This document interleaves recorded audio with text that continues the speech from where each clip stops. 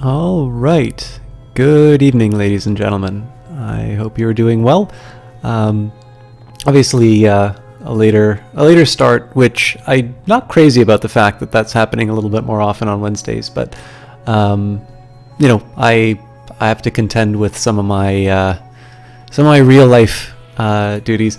I'm actually watching. I knew there was one spider in the apartment which I hadn't successfully caught from yesterday. It looks like there's two of them now, and they're doing very busy work as I'm getting ready to stream for this. So, wait, is there a third one? No, it's just the second one being very graceful in its movement.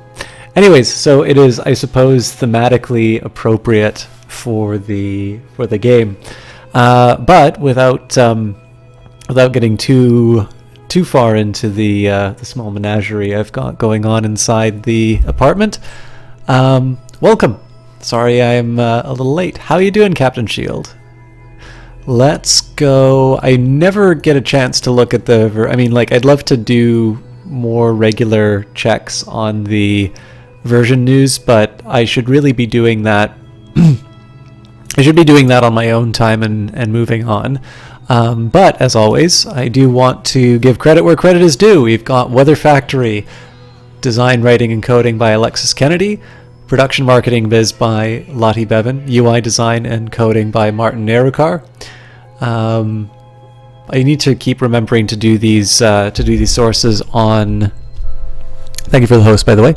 I need to keep remembering to give these sources at the time that I introduce them. So, at Alexis Kennedy on Twitter, at Tron Bevan for Lottie, at M Nerukar for Martin Nerukar. He is the creator of a really good little indie called Nowhere Profit. I do recommend that you check it out, especially if you like card games. So I'm not a big sort of Hearthstone guy. I played a little bit of Gwent, but the big problem that I have is that I don't quite know. So there's really no good way for me to say this other than it's very hard for me to play those games and not be conscious of sort of the, like, I'm always thinking about it as like, okay, so where are they going to make their money?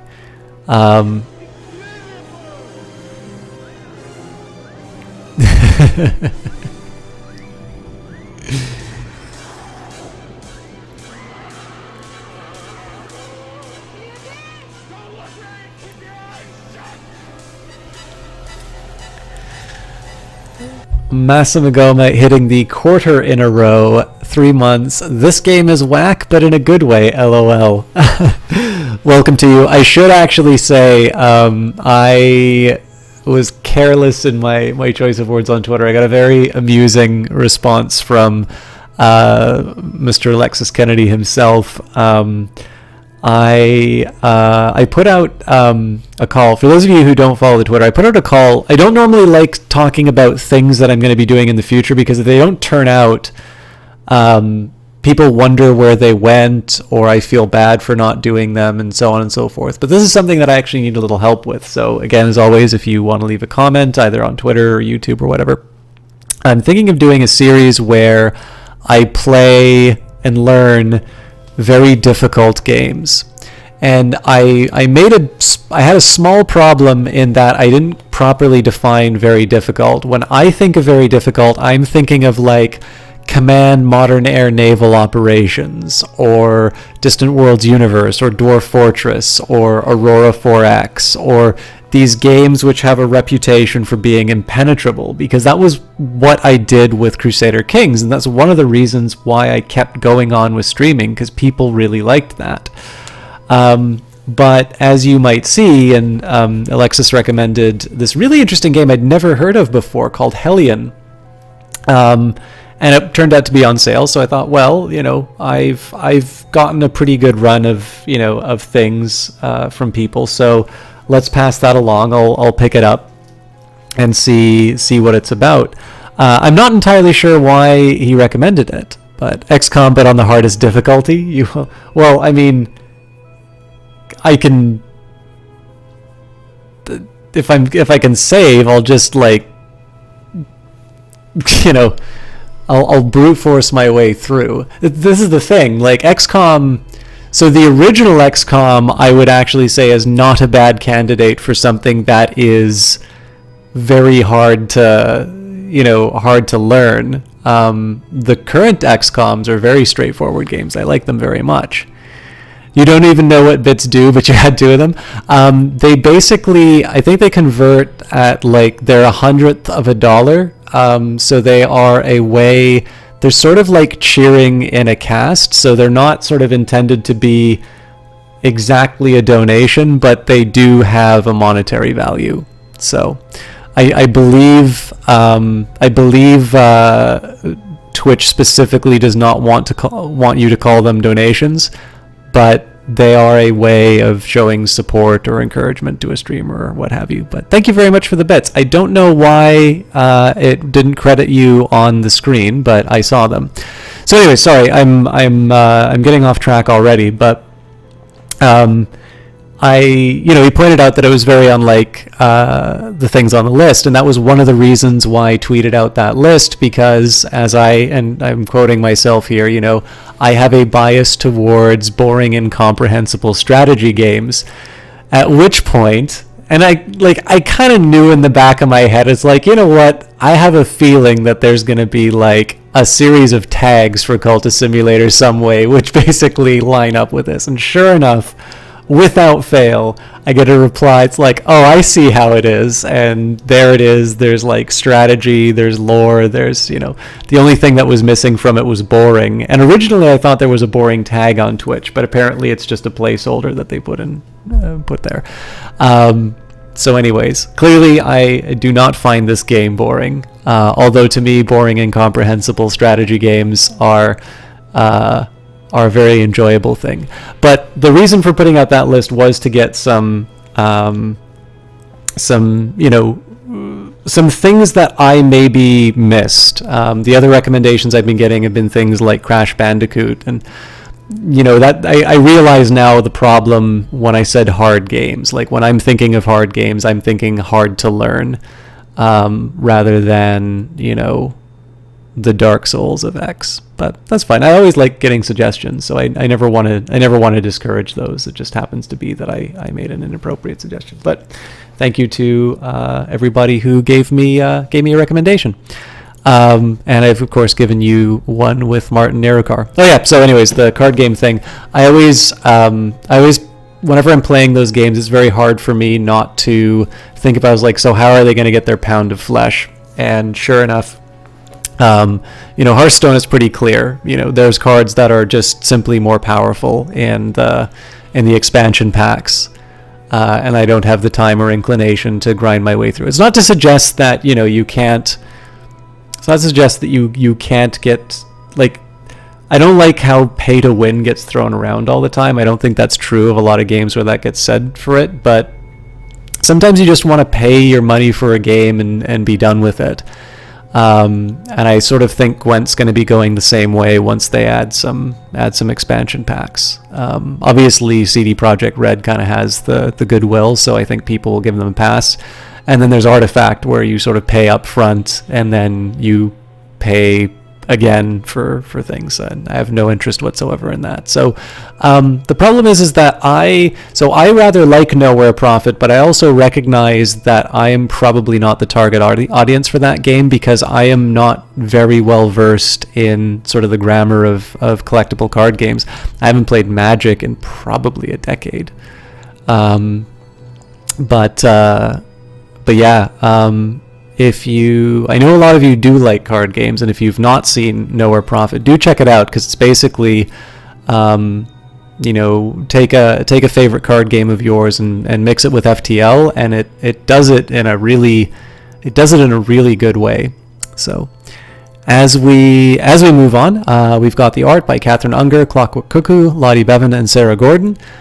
The lovely music you're hearing is Mary Beth Solomon, Brent Barkman, Mickey Erb.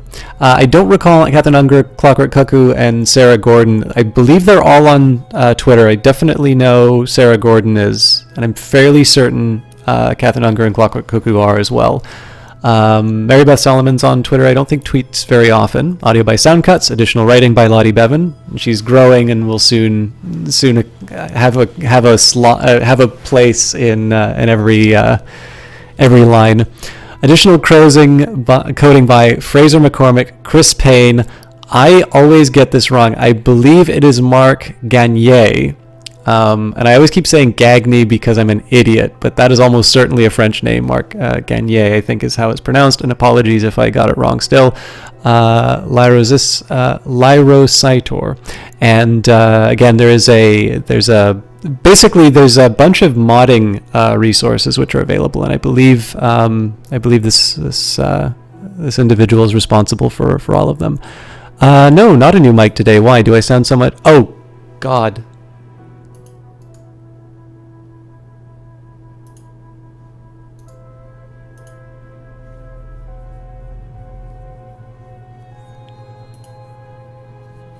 That probably sounds really bad.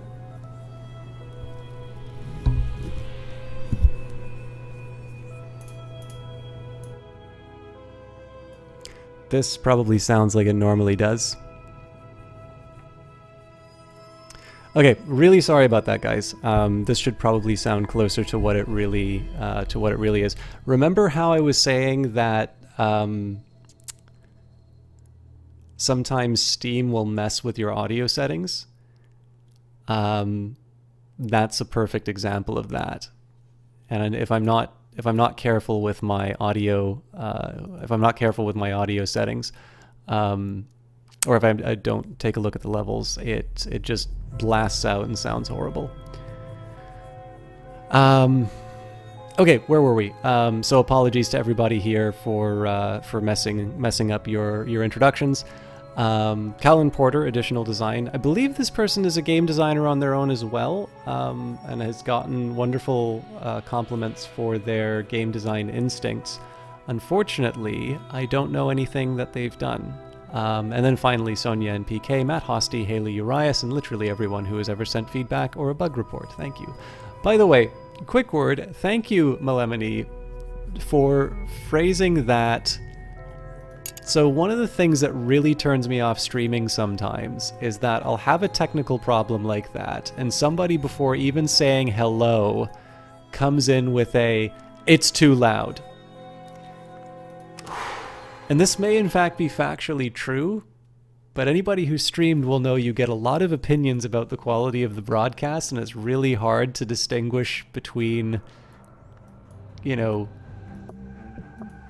between like good feedback and somebody just being annoying, or somebody who's put their own volume settings in a bad spot. So thank you, Melemony, for bringing that to my attention in a way that does not immediately infuriate me. Anyways, thank you everybody for coming in. I'll try to make a note on the YouTube video that the audio is blasting out, and I'm sure most people would probably be happy without my introduction. So let's carry on. And yeah, so I believe the reason for that, Melemony, is Steam. I am almost certain if we could get rid of Steam, those sudden jumps in levels would no longer be an issue. I believe there's new art here for the temporary residence, or if it's not, is this on a train? Or sorry, temporary headquarters. Really looks like it. And that's fantastic. I love this idea of a house, or like a headquarters for the cult being mobile. Yes. I'm going to do a quick recap of where we're at, what I'm going to try and do, but I do want to let you lovely people know, and you can share it with your friends. I will be returning to Steam on January the 22nd. I believe that is when the new patch is released. And I'd love it if you could come along, because obviously we're never guaranteed to make it to the front page.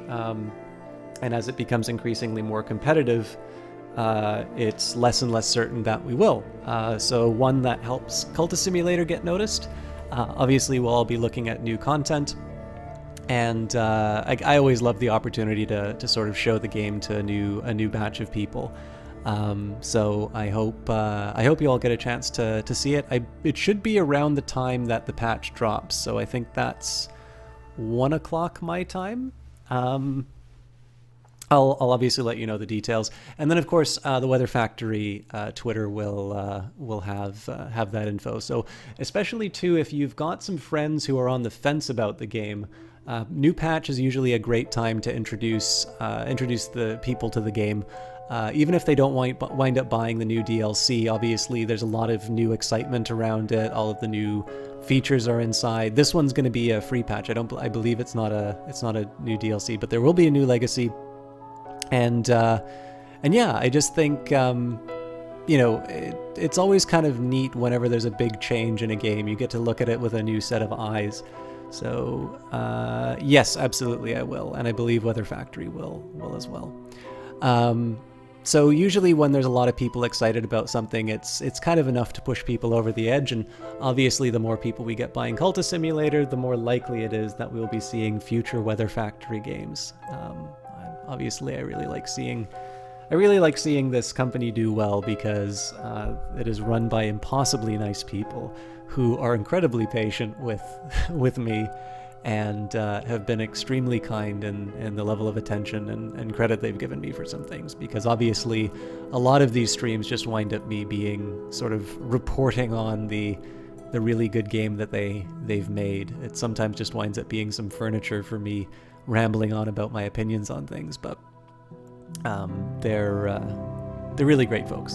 So it's only 2 p.m. for you, but 4 p.m. for Domi. Oh, in terms of 2 a.m. but 4 p.m. for Domi. So that's, you mean in terms of the time that it starts. I totally forgot. Totally forgot about the geographic dispersion. I usually tend to go pretty long on those streams, though, Captain Shield, so I'm sure you'll be able to catch a little bit of it, but I wouldn't recommend pulling an all-nighter just to watch me do Cultist Simulator. With the new patch, I might try something new. I've gotten some reasonably warm feedback on the idea of reducing Cultist Simulator to vodcasts, and the reason I like this idea is that right now I do Cultist Simulator 3 times a month. 4 if there's no dirty rectangles, but there's usually pretty consistent dirty rectangles every month.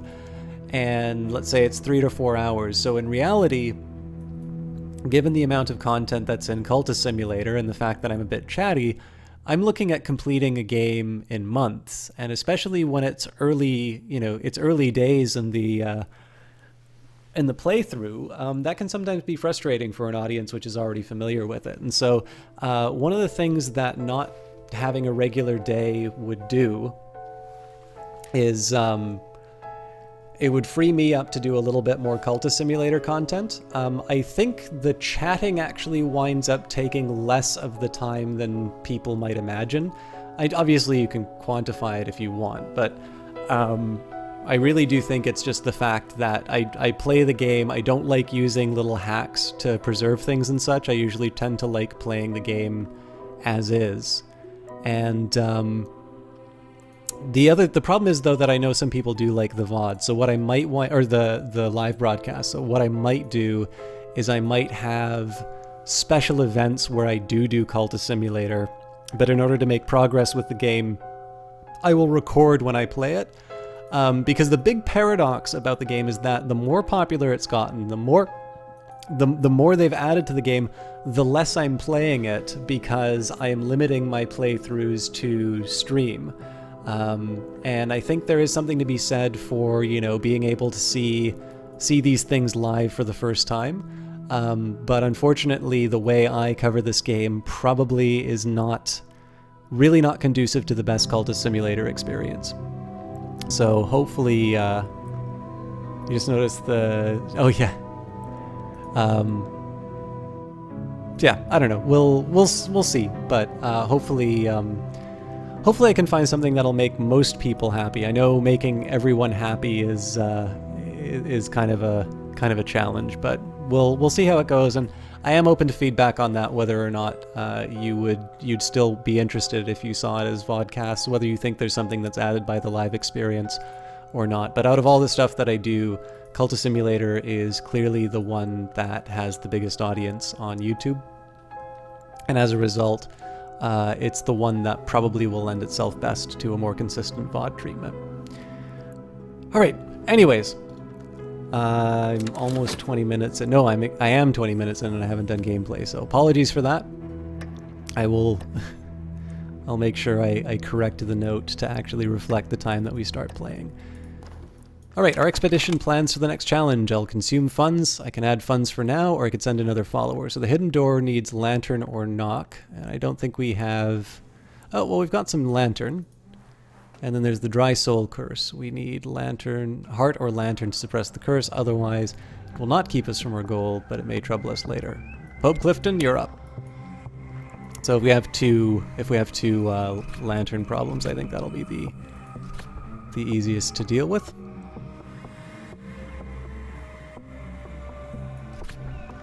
And I think I'll just let the rest of the cards inside be a mystery to me, so let's just carry on. So I'll have some restlessness for the fact that I've not made any progress.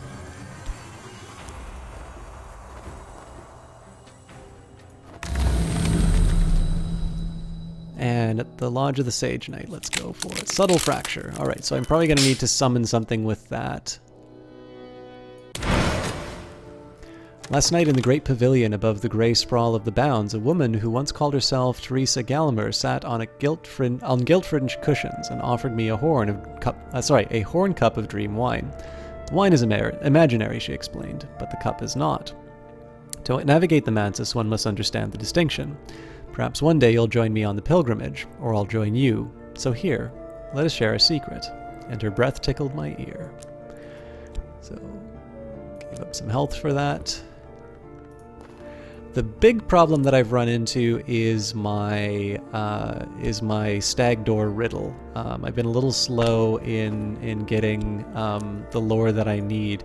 I also don't recall exactly what lore I need for the stag door. It might be knock. And one of the things, it's a very stubborn thing that I've done, which is just I really want to have one of each kind of lore. And if I think what I might do is if I run out of expeditions to do, I might consider moving up to the next level. But I should be able to get my next dance move. I kind of messed that one up a while ago. So the plan's going to be I'll get my my writing done. I'll go to the Gaiety, and then I think it's the contract. With my change. I gotta remember, I can't remember. It's been a while since I've done one of those. Also, I should, let's just keep going to the White Door. If nothing else, it'll give me some interesting influence that I can work with. So I think I'm gonna do here is I'll go to the Gaiety, hope that I can put the restlessness inside the work slot. We'll almost certainly find this hidden door. I think if we add Slee, there's not much extra that we get, so we'll leave the good people on their own. Alright, the Tantra of the Worms. The worms have always been eager to inhabit us. Here are the practices which make us inhospitable to them. There are diagrams. The diagrams are not good to look upon, and none of the practices they depict would allow the subjects to survive.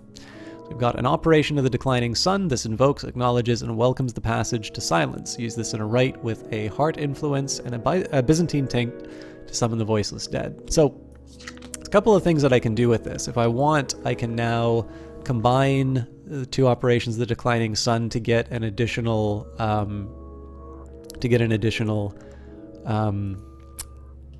words, please, words, to get a next level winter. Alternatively, I can't remember what this subverts to, so study with a winter lore fragment to the same level to upgrade it to the next level, study with heart lore of the same level to subvert it and get heart lore instead, or study with reason to break the lore into lower level fragments. Well, I mean, I could turn it into another waking chant and we could move up our heart. I think I will decline though, because I can upgrade this and subvert it if it comes right down. What on earth is happening? What in particular are you thinking about, Masamagoma?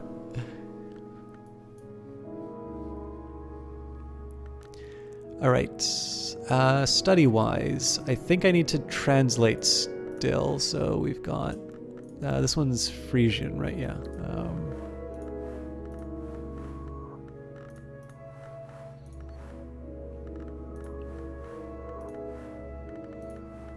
Okay, so basically, I need to brush up on my Sanskrit.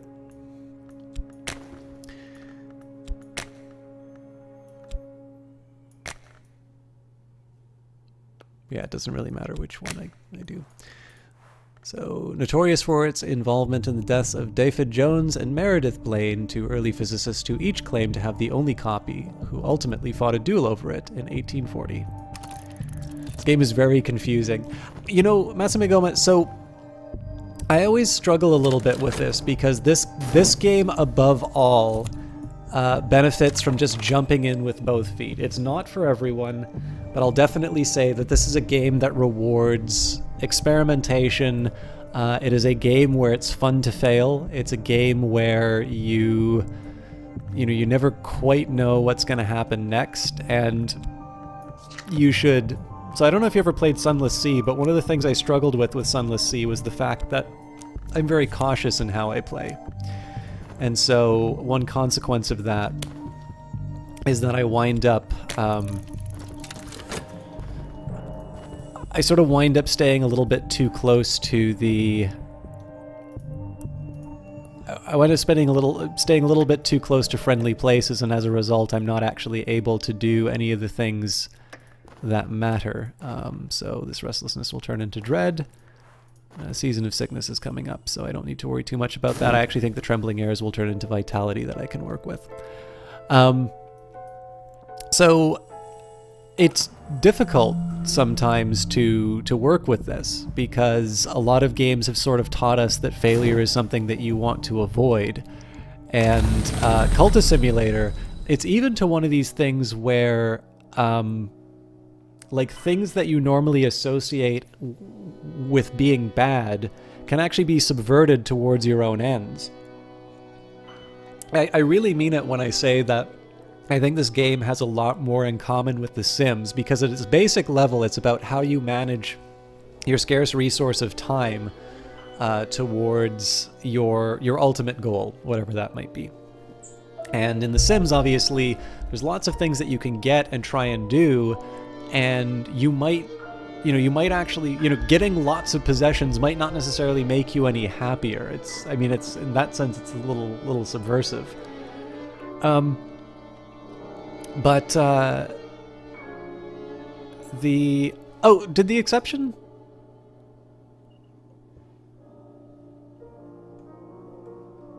I'm so sorry, the exception. And that's a very special milestone too. The exception. Are you still around? I'm really sorry about that. I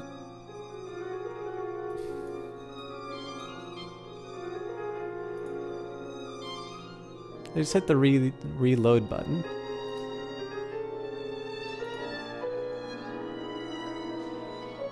Yeah, I just did all of them.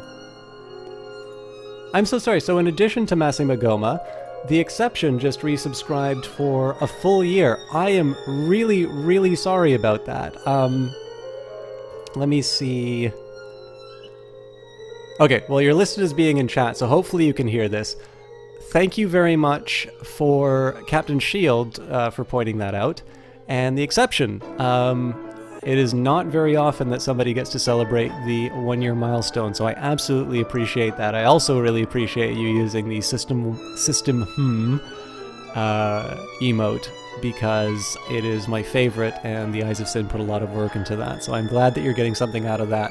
I'll completely understand if you do not continue your sub after that tremendous oversight, but I'm very glad to have had you for the time that I did. Feel free to speak up in chat and let me know that I've been absolved, or I will probably just prostrate myself before you for the rest of the evening. So, Now we were having these alert problems last time too. They seem to be really inconsistent, so I either need to find an alternative to Streamlabs or I need to sit down and bang away at it. But the problem is I'm trying to do more of these vodcasts, so the time that I spend on some of those extras don't go through. I don't know. I'll figure it all out. We'll make it work eventually. But yeah, so the other thing that I think works really well for Cultist Simulator, especially in the sort of the sense of it being, you know, a life simulator or whatever, is the idea that things that seem like just this horrible external force can be something that you can turn towards your own end. And in this sense, you kind of get, you know, you've gained mastery over the thing. You know, in this case, you can almost imagine like Soren Kierkegaard sort of talking about his bouts of melancholy, but how they're very necessary for some of the work that he does. And I sometimes think that that's not always it's not always the healthiest way of looking at some of these things, but obviously you have your life experience and you can put that into the things that you do. And I think that Cultist Simulator makes that very explicit. I don't want to say too much Masamagoma, because I think there's a lot of enjoyment in terms of figuring out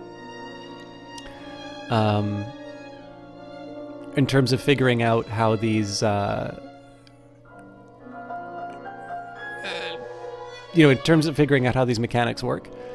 But I sort of like the implications about what some of these things are saying. By the way, I'll just take a quick second here on Twitch.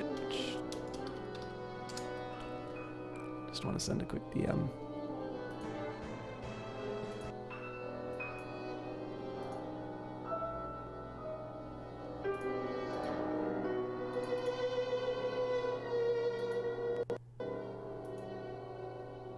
Whispers are disabled in pop-out chat. That's not helpful.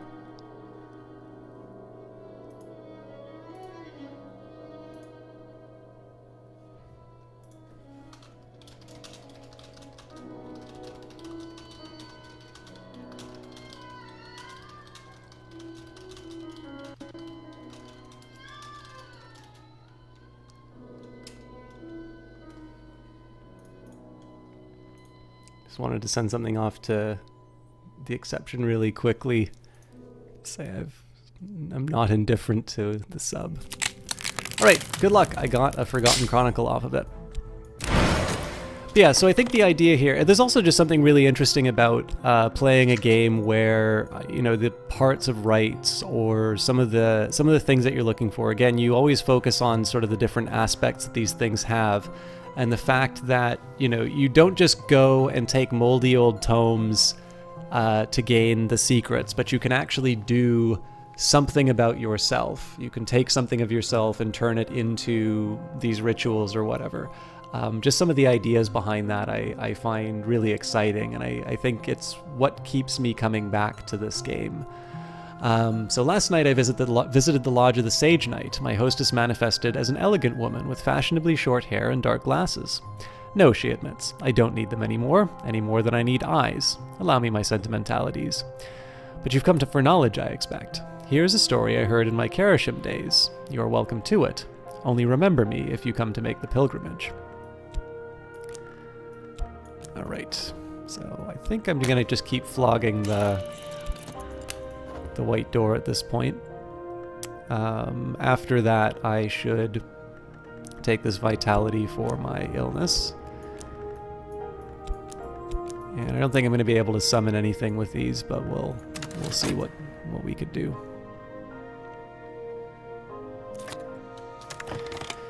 Alright, the stage awaits hot and clean and bare and bright. If I move the moves and step the steps and do what is required, they'll pay me. So we're good there. Now let's perform at the Ecdysis Club before too much, and then visibility or scar. Oh, hang on. It has to be an influence. It can't be anything else. That's a shame, because obviously I did have that hard influence. I could obviously try a moth step, but I'm I'm gonna go for full Thunderskin. By the way, if you guys do not follow the Weather Factory Twitter or the Twitters of the or Twitter accounts of the two people behind Weather Factory, do take a second and check out. Do I really want to do? Yeah, you know what? I'm gonna do another one of these. Do take a minute and check out the poem that was written for the. Well, no, there's a special award, I will say, and I was pretty happy when I read that.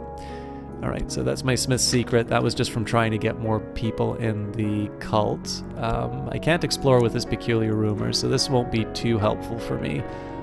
So let's just take our Smith's secret and talk about it again. We've prepared the Watchful Tantra, and in this case, there's no real advantage for me doing this, but I will combine them. I believe these are going to be a lantern and a grail, so I don't know if there's really any benefit that I'll get from them on their own, but okay, so that was Moth, which turned into Restlessness. With any luck, the Gaiety will give me an opportunity to move along. Alternatively, actually, the better call, if the Gaiety doesn't let me use that Restlessness, even if it does, actually, I will paint, and that will get me free of the police. Dusty facts have come clear in my brain, for now at least. Now, we can't use this erudition to boost my reason, but what I can start doing is combine them if I want to upgrade my winter, which I think is what I want to... I think that's what I want to do in this particular case.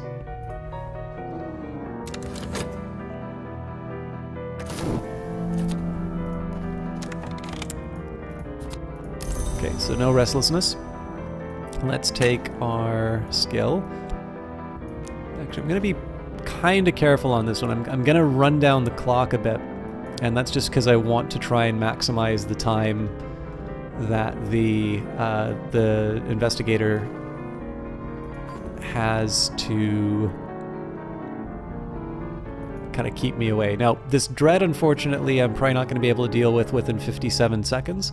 So the way I'm going to deal with that is try and paint some contentment up so I can at least address the season of despair when it comes up. So, yeah, no problem, Captain Shield. Again, thank you for bringing that oversight to my attention. I do appreciate that. It's not bad mentioning. I am not, so it might come from the backseating thing in general. I am not opposed to being reminded of things that I forget in terms of like streaming and whatnot. So if somebody subscribed and I seem to have neglected them, I actually really appreciate it when you guys point that sort of stuff out, because I know I feel really bad when I feel like my subs and whatnot are taken for granted.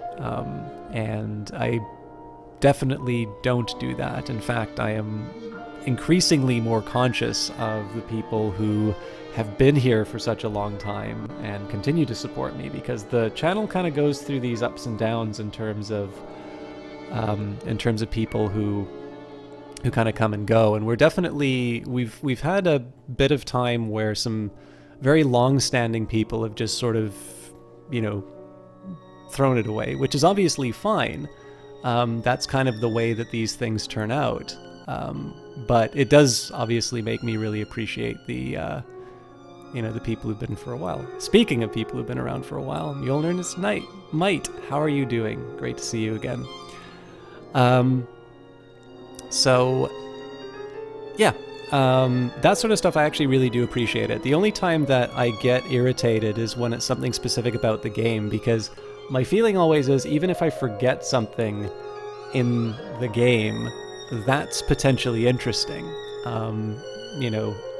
Even if it's sometimes just a question of when is this idiot going to figure it out, I like it when I'm able to fail in games or succeed on my own merits. So please don't ever think of it as me being unreceptive to feedback. It is really just a matter of making sure that I'm able to play the games. Everything else is pretty much fair game.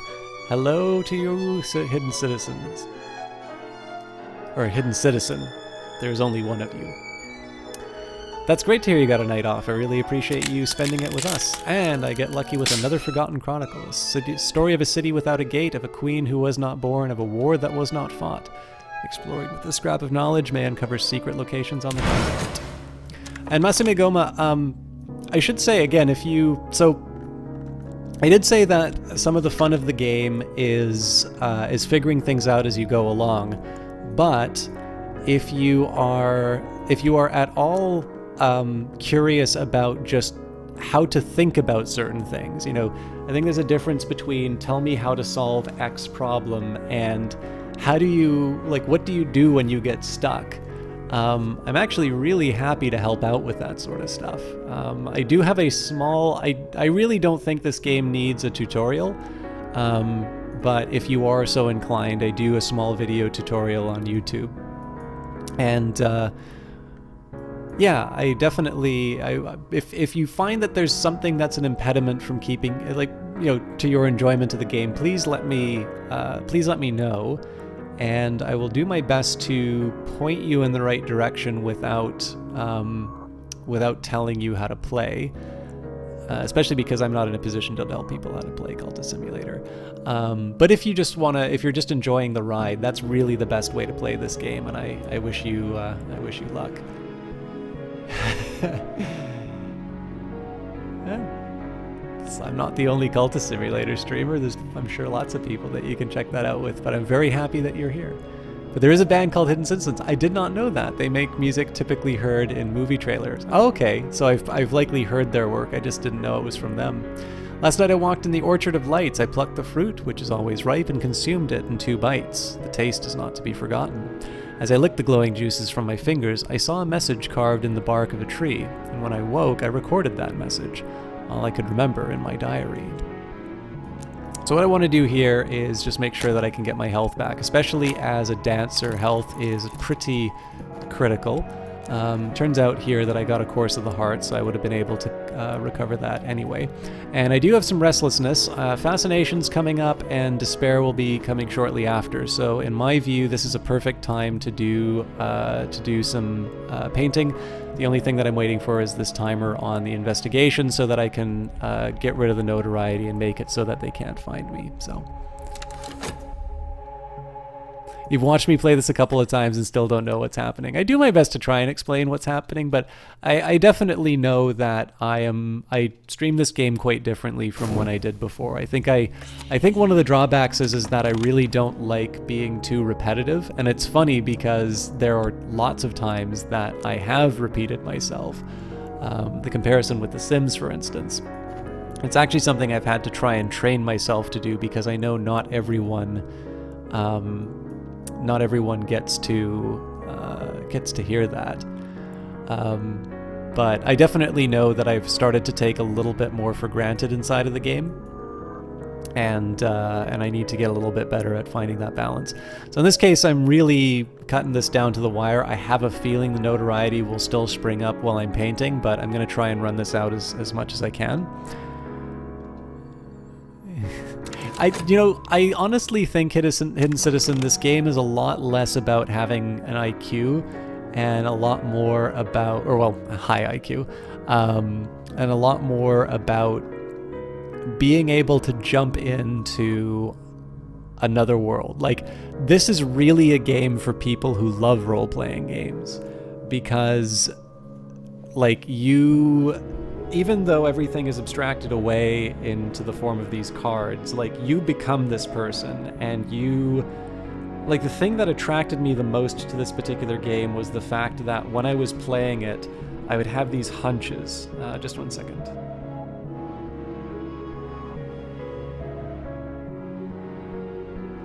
I just got a quick message, guys. 1 second, please.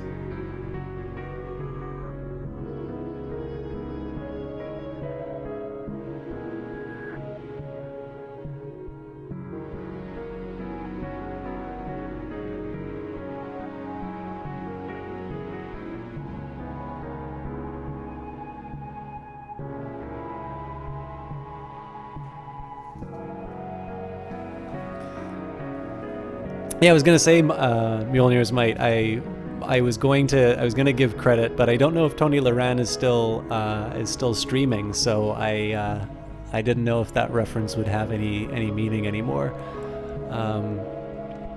But it was very funny as soon as you mentioned that you were as soon as I mentioned, it's like, yeah, some of the there's fewer and fewer of the old guard, and then you pretty much on cue you show up and I'm like, hey. So she's not anymore. I'm sorry to hear that. Although I do believe she found, well, I mean, she must have found work by now, but I know there was a little bit of a struggle to find some work, so I'm glad that she was able to get that sorted out. What else was I gonna say? I'm sorry, guys. I'm a little scatterbrained. So let's read the Watchful Tantra, because Lantern is the best. The Tantra describes the processes of occult illumination, including the formula which may show the way from the Hunter's Gate to the Serpent's Gate, which is west. Which is the west, is usually called the Spider's Door. Ah, very nice. Okay, I'm gonna continue to tempt fate and see how far we can go. I think I'm gonna take 0.9 seconds for as close as I can. I think I could probably get a little bit closer, but especially with a Season of Despair coming up, I don't want to be too reckless. So there is our painting. We'll take the notoriety and the mystique. Then we will throw some passion at it. And there's the mood piece. So the main purpose was to get rid of the restlessness, and just as the timing works out, I couldn't perfectly line it up with the investigator. But with any luck, we'll be able to just kind of, hide the notoriety for long enough to get out of this. So, in the meantime, I've been completely ignoring the events inside of the expedition. So the curse, sorry, our expedition, no. Yeah, so faint lines in stone, a surface that yields to pressure. We found it. The hidden door moves with a grating shudder and a shower of dust. And then the Colonel is a fierce hour, but a power which knows light, and he has survived worse. His power will almost certainly protect us. Our power is stronger than the power that was here. The curse won't touch us. I also feel like I get the Colonel mixed up with the Lionsmith,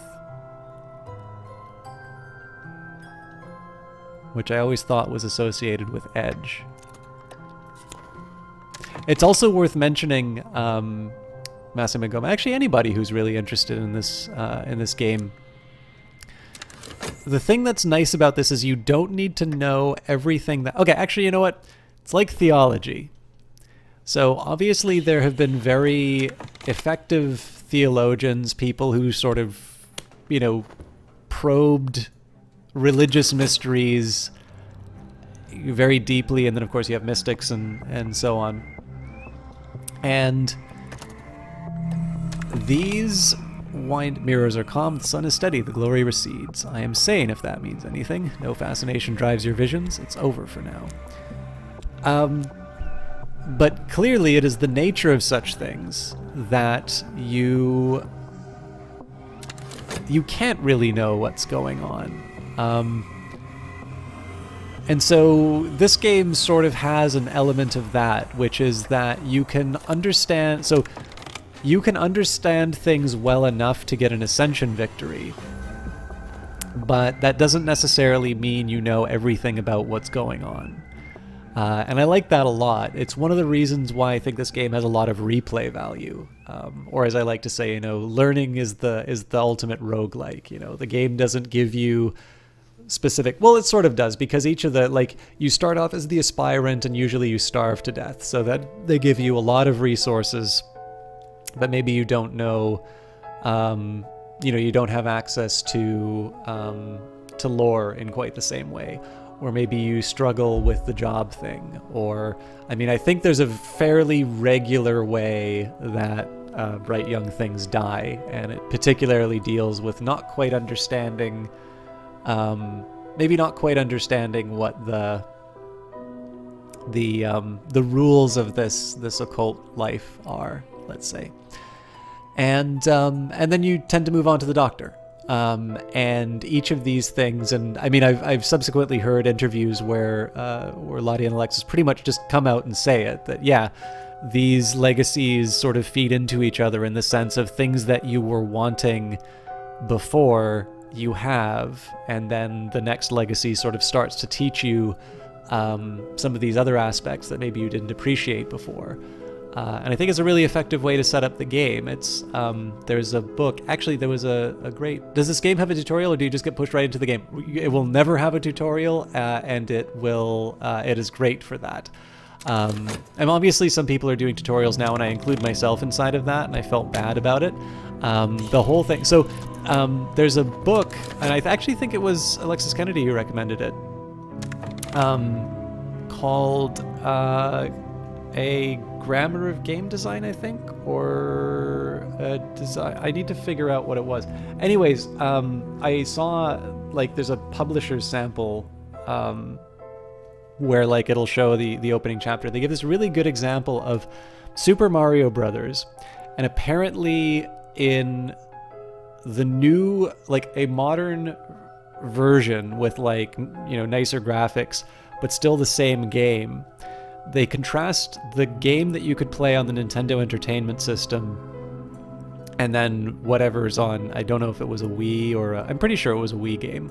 And they point out that in the Wii game, it's the exact same opening level. It's probably the one level that everybody's memorized. You know, you've got that one row of blocks, another row of blocks, one sort of question mark block which gives you the mushroom, and a Goomba sort of walking towards you. And it's, you know, if you listen to podcasts on these sorts of things, people always talk about how good it is because it sort of teaches you everything you need to know about the game.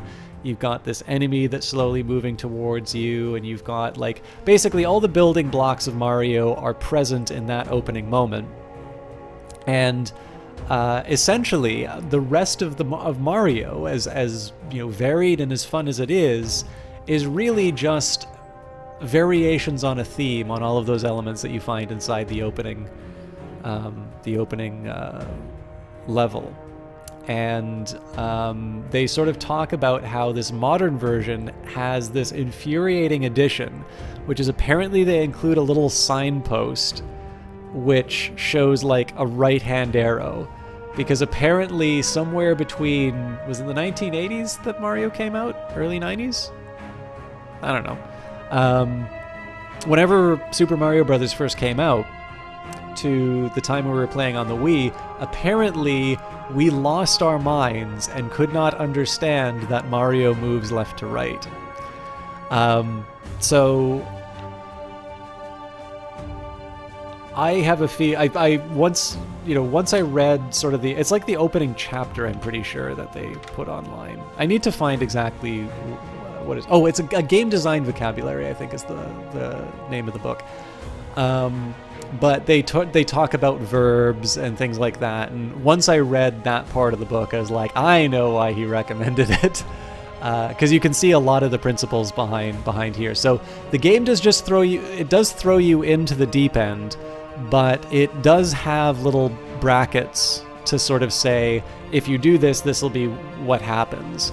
And it sort of gives you this on-ramp, and then once you sort of have all the components that you need to know to be able to make progress inside the game, it takes off the training wheels and you're sort of left on your own to try and delve into the mysteries. So I think it does a nice job of giving you just enough to get into trouble, basically. So I'm almost certainly going to get my notoriety pop up again, but such is life.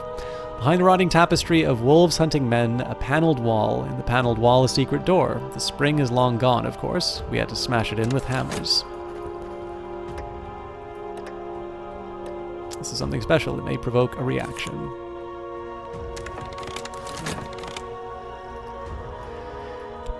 So it didn't quite accomplish what I was looking for as far as painting was concerned. I can try and get a new lease on can try and get a new lease on life with another painting, but that will mean losing my job at the Gaiety.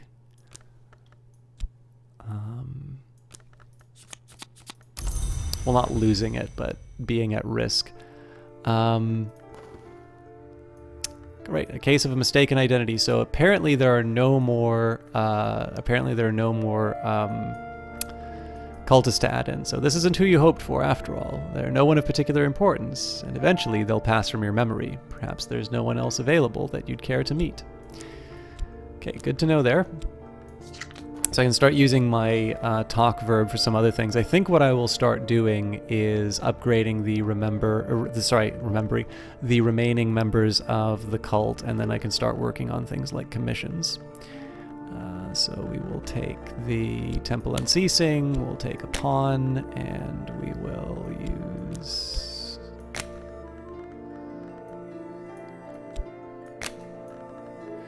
My follower will kneel as a novice and rise as an initiate. I will administer the necessary oaths myself. All the pawns say this one is loyal, but lacks initiative.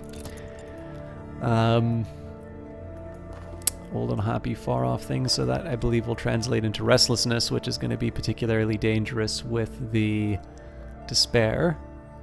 And it doesn't really matter, as much as I can try and game all of this. Clearly, after 12 seconds, I'm going to finish the expedition. I mean, the one other thing that I can hope for is... Well, no, because if the painting wasn't enough, yeah.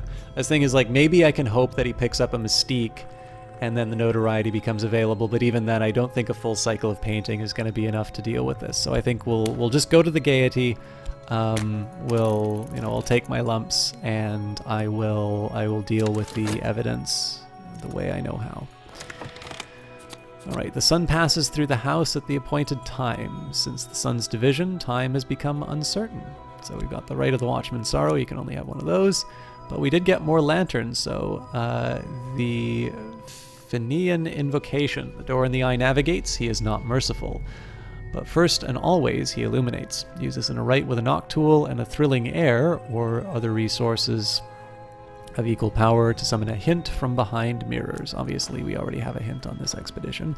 But I am happy to get an additional level of lantern, which means that I should be getting a pretty good level of Grail as well. C.G. Burial, the Temperance campaigner, published elements of this in a pamphlet, which had to be withdrawn and destroyed after it became too popular. Disquisition of the many varieties of thirst, their uses and their effects. Alright, so let's carry on. I'll try and make a little more progress on these. I know I've been pausing a lot, but I'll try and make a little more progress on the expeditions. And so there's the notoriety. All right, more erudition. Now would be a really good time for me to start boosting up some of my winter, by the way. All right, the last treasures of the Comtesse de Reveline lie here. In a surprisingly airy room, high skylight windows have long since broken, and the floor is lost underneath leaves and debris. Once the place was furnished as a nursery, here is a cradle with the skeleton of a puppy. All right, so more notoriety. There's my hint, my lovely percussagant. Okay, so I've got Cinnabar Amulet, which will give me a little more forge to work with. Not that I don't really think I need that, but Grey Dawn Oil, which I feel like I have already. The precise color of the hours when one cannot sleep. We have got another Fushine, so the high mysteries of the innermost chamber of our church solar, secret rites of the Church of the Unconquered Sun, which held power in at least 2 histories.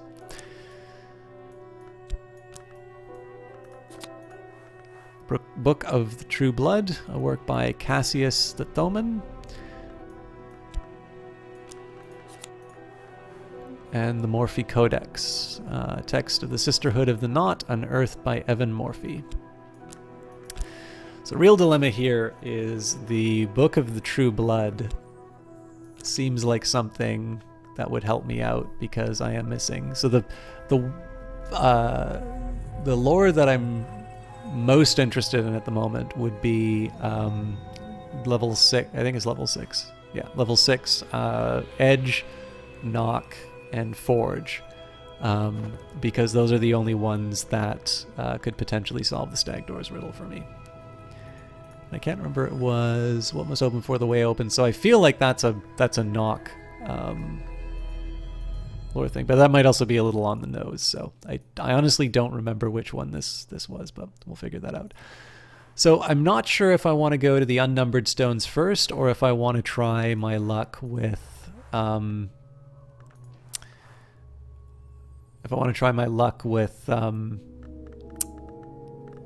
with these locations. I think I'm actually going to try... Nah, I think I'm going to do Grunwald's Permanent Circus. Tiny city of patched tents and whitewashed and a whitewashed farm. Hunch performers shiver in the dripping rain. Frau Grunwald has devoted her considerable fortune to the maintenance of this institution. Who knows why? The circus performers dislike trespassers behind the scenes. I'm doing all right, Captain Shield. I felt a little bit bad about starting late, but these things can't be avoided sometimes. All right, I think I'm gonna do the circus first. I kind of want to see, this location, but I feel like it would be good if I could get. Oh, hang on. Actually, so Hidden Citizen. Here's a great example. So in this case, expeditions need at least 1 funds per obstacle. Followers will defeat obstacles. If you run out of funds or followers, the expedition ends. So it gives you just little. It gives you little. Oh, by the way, in case you missed it, notes. But generally, the game is sort of, here's a bunch of cards. Here's what they mean. Here's some particularly evocative text to put you in the mood, and you sort of figure it out. And I think one of the things that I was saying this earlier, I think the thing that keeps me coming back to this game is I love how I keep having hunches. And it sort of means that this game has been really effective in terms of getting my attention to go where it's supposed to. And I haven't quite been able to crack the nut in terms of how the game is so effective at doing that. I actually have an analytical project I'd like to do on the game, and again, it just winds up... I don't have any time for anything anymore. But there are some interesting possibilities for this. And of course, leave it to me to take something wonderful and artistic like Cultist Simulator and to try and break it down to a data project. But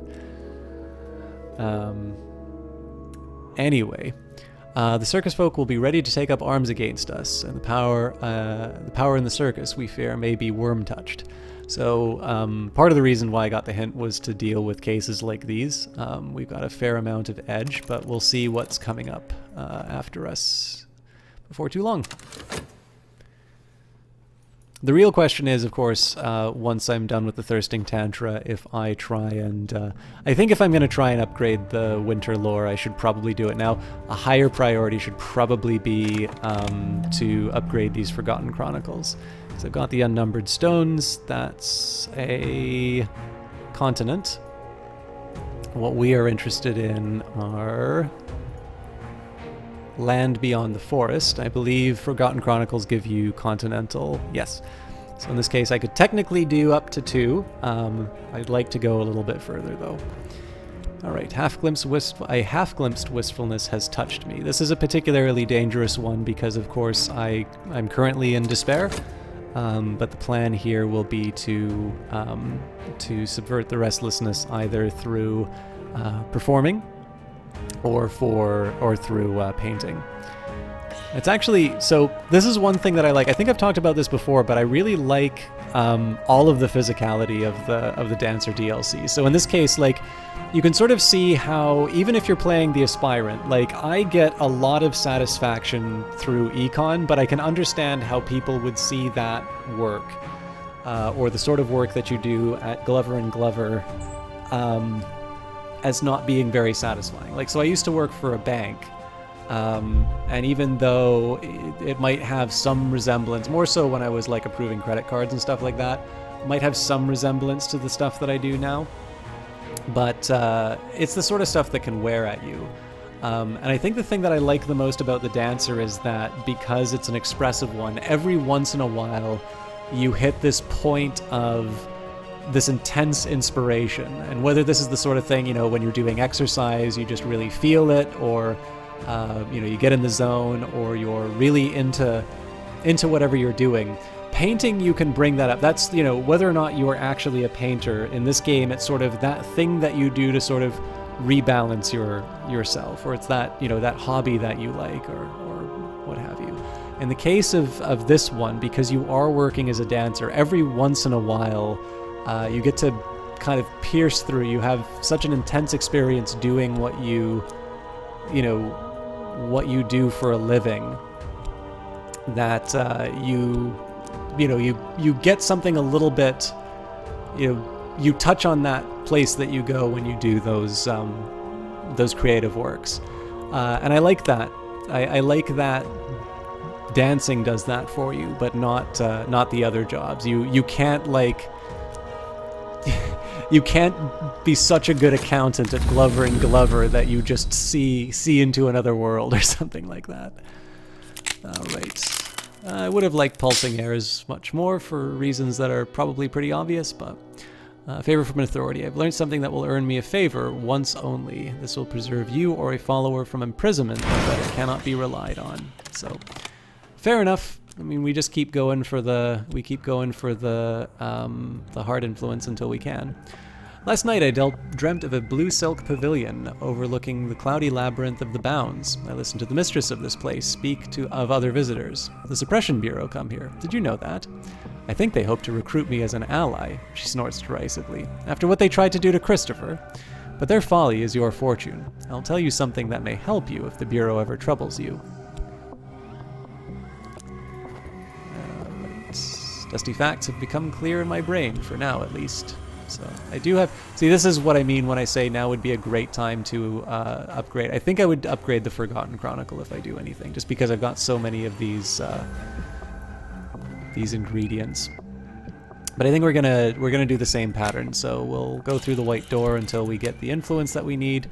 Our expedition plans for the next challenge. It'll consume funds. I can add funds now, or I could send another follower. So I think we'll probably be we'll be in good hands with the Watchers. Mortals, perhaps even ordinary mortals, but quite a number of them. They can be fought, seduced, or deceived. And then we have got the worms in the world. We need Lantern or Moth to suppress this curse. Otherwise, it will not keep us from our goal, but it may trouble us later. Now, this is a really interesting little dilemma that I have. So, if I can get enough Moth, then I don't need to worry about the Watchers, because I can deceive them. Now, it's likely that I'm going to fight them, but obviously, if I load up on enough Moth, I'm going to be able to, sort of overcome this problem. The drawback is that I'm going to want some Moth for the evidence that comes up. And the fact of the matter is, like, you can look, I've got, oh, hang on, Sylvia only has the one scar, so I was going to say, Yzabet, obviously has the two, so I'm potentially gonna lose her.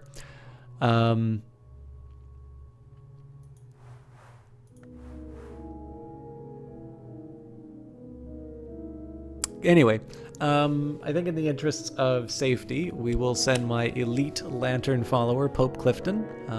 So don't fancy the Watchers' chances. They will be ripped apart by the Percussagant and the Hint, and we will we'll let the one true hour guide our way.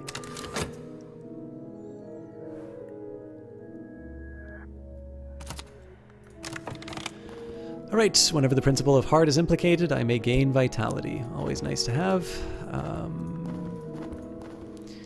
I felt all eyes upon me. Afterwards, I received a gift from an admirer. Too gaudy for my taste, but I can sell it in the second-hand market. And this is the first time in a while that I've seen too gaudy for my tastes. So that's some extra money in my pocket. And for work, what did I know I said I was going to do something, but now I actually need to follow through. I can't go to the Ecdysis Club because I don't have the influence that I wanted or needed. I can't work on a commission because I didn't talk with the right people. So, I mean, I guess I can just keep plugging away at the Gaiety until I might as well. I don't have anything else that I can do with that. So the only drawback is it costs me health.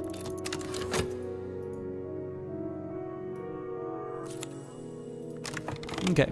We cede our mouths by the thunder, we cede our feet to the dance, we cede our skins to the night, we do not cease, we do not cease, we do not cease. So we've got an avid disciple, loyal but greedy. And sort of rinse and repeat for the remaining pawns. After that, I do want to repair the mirror. And then, in terms of talk, I think we'll just be taking care of a lot of. The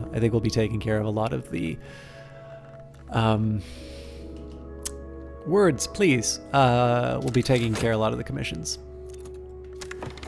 All right. The Tantra describes how the satisfaction of thirst may allow a mortal to rise into the service of a thirsting power, but warns of consequences of rejecting those rarer thirsts for common ones.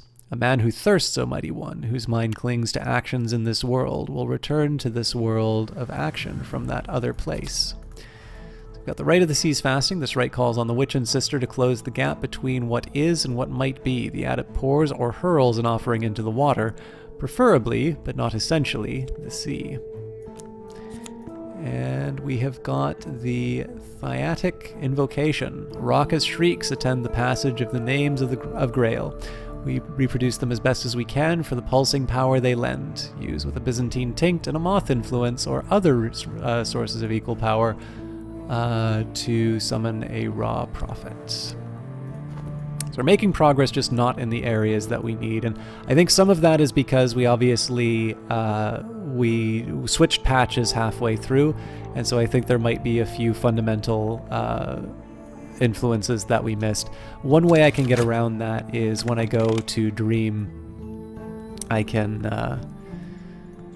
go to some lower levels, but for now I think I am going to double up my histories. So history is less certain than we are taught.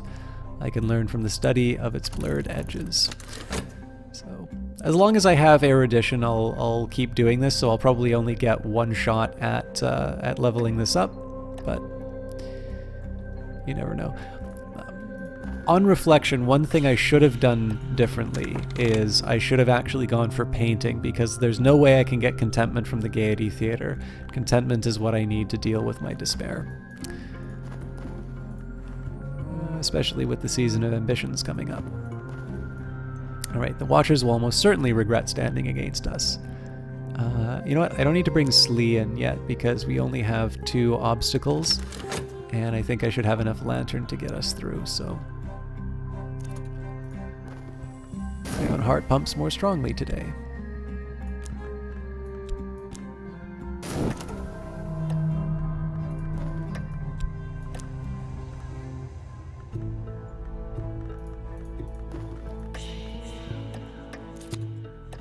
I'm certain that my adversary has lodged a copy of their notes elsewhere, with their solicitor, with their superior, or even with a contact in the press. This is troubling.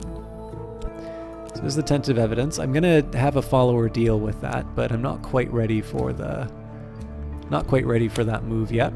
I'm more than a listen package of flesh and blood. We'll keep on dancing like a maniac.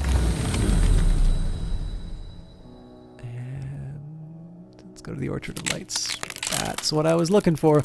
A rising power, a reassuring energy, a 6th-order influence, significant resonances, or correspondences that can be used in some rites to summon minions. Now, this is going to make for a very interesting dilemma. Oh, you know what? I might be able to get through this. I was going to say, if I have a restlessness which is ticking down, but I'm also trying to take advantage of the pulsing airs, I have a feeling I can get one done, but not the other. But in this case, I think I can actually move this ahead, so... rising power, reassuring energy, 6th-order influence. Okay, yeah. Health fatigued.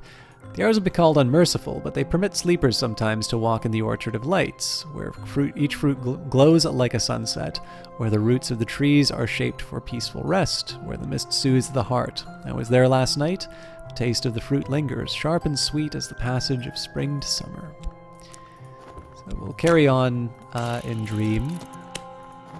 Obviously, I got the influence that I need, but I can never want to turn down additional additional opportunities to get secret histories. Felt all their eyes upon me. Afterwards, I received a gift from an admirer. A little too personal for me to feel comfortable, but I can sell it in the second-hand market. So, as is always the case, we're not hurting for money. I'm still pretty cautious in terms of how I play the game, so I do wind up being a bit of a hoarder. But what I can do now, I just want to see. I don't think I can work that. Yeah. I think there's a way I can study this to upgrade it, but we'll see what I can get done with a level 6. So, Ecdysis Club. Oh, but because we are in the season of ambitions, I'm not actually able to talk about it, so I am going to have that big dilemma with my restlessness. Okay. It seems to me the best way for me to handle this is to get a... I can't remember if I lose the influence when I paint it. I don't think I do. And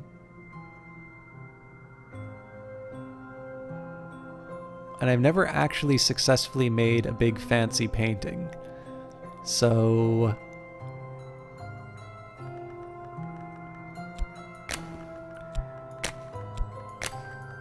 I'm going to only put passion inside of it. I'll use pulsing airs as inspiration.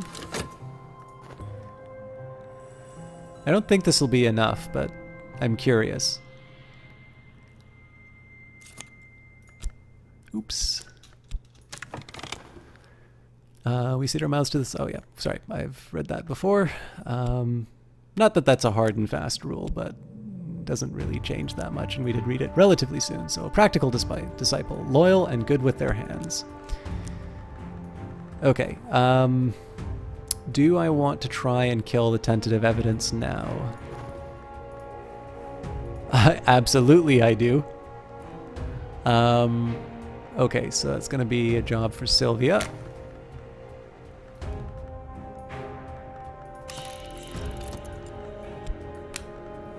Dispose of this, please.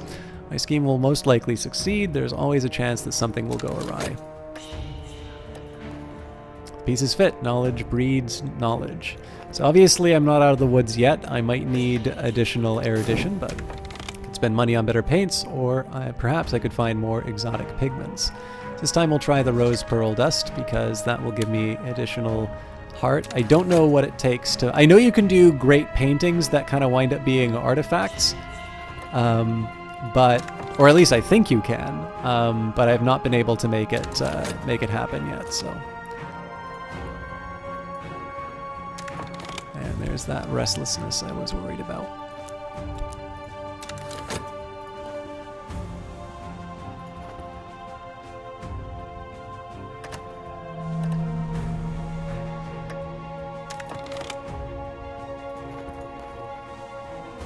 All that I am is here. Okay, so let's see if we can navigate through this particularly troublesome little... The sweet dawn of the sea, rebirth's hue. Finished. I made something unique. Oop. Let's go back to the Orchard of Lights. An intensity of radiance. Light dews the skin, suffuses the air. A 6-order influence, significant resonances, or correspondences. This can be used in some rites to summon minions. If unused, it will become fascination, so I want to be careful about that one. The invisible arts, Christopher Loppley is said to have remarked, are as profitable as macrame, as ethical as tobacco smuggling, and in general as beneficial as roulette. Still, there is always the Orchard of Lights, and indeed the orchard with its glowing fruit and peaceful mists is a place to be yearned for. Last night I walked there in the peaceful hours of the deep night. Even after waking, I still carry with me a little of the glory of the old sun. Now, I might be able to try something to summon something big with this, but I don't think I quite have enough.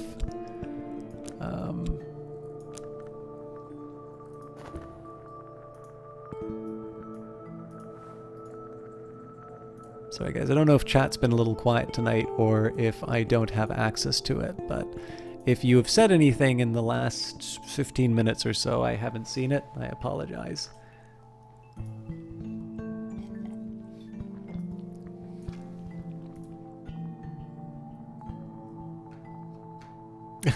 And the exception, I just got your DM. Thank you for that. I really wanted to make sure that I gave credit where credit was due, because there are not a lot of people like you with that magic number. So, okay. Again, just going back through the white door. It's always a risk to do the white door, but obviously, it's most in line with my. It's most in line with my current goals. And looks like I really had some bad luck here, because this is going to run out. So unless it's reason or passion, I'm not going to get anything. So okay, contentment, good news. And sorry, I made something unique, something extraordinary, something I will never dare to exhibit publicly. This cannot possibly see daylight. It will earn no funds. Ah, great. But it did give me what I needed, which was glimmering. So I kept the pulsing airs, which is great news. Ooh, but I got notoriety for it. Oh, I got multiple pulsing airs.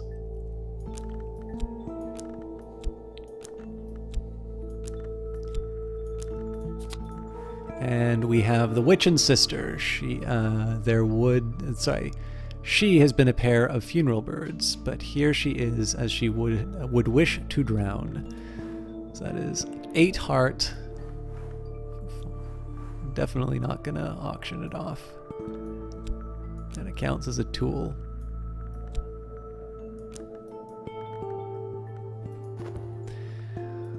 Okay.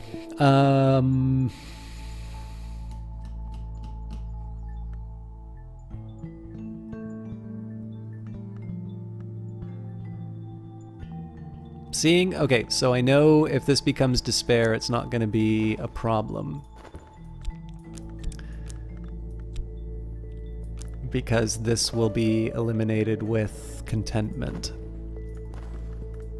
But I have another season of despair coming up. I'm still going to live... I'm still going to eat the restlessness, though, because it is more important to me that I advance this character. I am very slowly trying to teach myself not to be such a scaredy cat. So there's my contract, there's the Ecdysis Club. I misplaced everything. Okay, so there's my change. Yeah, I only have health that I can throw towards this. And my influence. Tonight I am garbed in soft russet and masked with a fox mask. A tail hangs behind me. My hunters will need something to snatch at.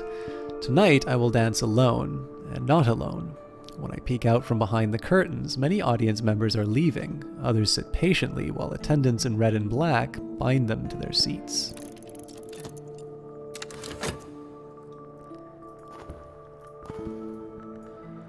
The sun and rags lends lantern light. It will almost certainly end this curse here. If I add Slee, we don't get any change in the text, so I'm okay with that.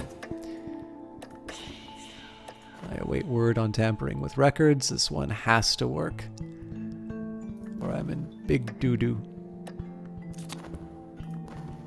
My minion is returned, the evidence has been destroyed, and I am a little safer. Sylvia, that's some great work. Alright. Let's upgrade my pawn, and in this case, this is going to be a particularly special pawn, because what we're going to do is we're going to have a big old painting of the Witch and Sister, looking down on them.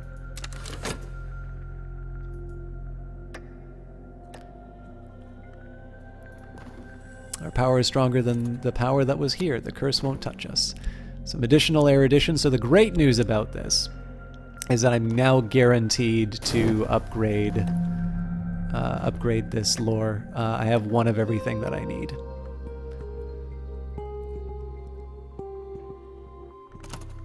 Okay. The Wolf Despair prowls elsewhere. No dread empowers this despair. It is over for now. We still have old, unhappy, far-off things, so that'll turn into restlessness, but I can turn that restlessness into a painting. And of course, the gaiety will be a little unhappy that I was busy dancing at a rival outfit, so I'll need to deal with that. I'm also going to need to deal with the fact that I've got an intensity of radiance that will... I mean, I could just let this decay down into fascination and I can cancel it out with the despair, but I think that's a little...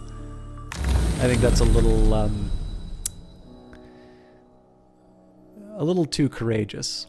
So, let's go... I think this time I'm going to go to Lodge of the Sage. Oof! I should have went... Alright. Last night, in the billowing blue of the Lodge of the Sage Knight, I sat on velvet cushions and watched two dead contained with shining swords. They came with the place, said the woman who rules here now, the one who once called herself Gallagher. I was not the Sage Knight, if that's what you're wondering. He went higher into the manses, long before I came here.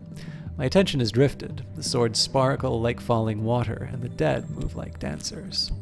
So, this is not the worst thing that could happen to me. I'd still ideally like to have... I'd still ideally like to get the who's and what's it. I'd still like to get the words. I still would like to get the higher level of secret histories. But in this particular case, remember how I said that sometimes things that are negatives can help out? I mean, I don't think these things annihilate each other. But in this particular case here, this is going to be a fairly easy problem for me to deal with. In fairness, with the new changes inside the game, I could also use a fleeting remembrance, but I'm stuck in my old ways. Alright, as the music slides into a sly quick-step rhythm, just want to make sure, yeah. Into a sly quick-step rhythm, I leap from the stage and prowl around, about between the seats. The audience members cry out, snatching at me as I pass, rocking their chairs to reach me. One crashes to the ground as my tail trophy whisks between his fingers, but another seizes it, yanks it free. The attendants bear him backstage so that he may receive what he deserves. I slip out of the room to wild applause. Only the prize winner sees my other self leave, masked and russet as I, splendid tail intact.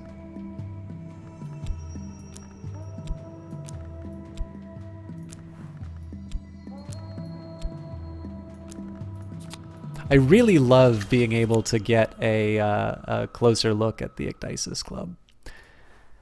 Alright, the fox wanders the mountain meadows seeking the flower maker's touch. Some part of you can roam in fox shape. Send it to accompany your followers to a place where it can perform the dance you must dance. If you have problems finding the place, talk to Sulochana about secret histories.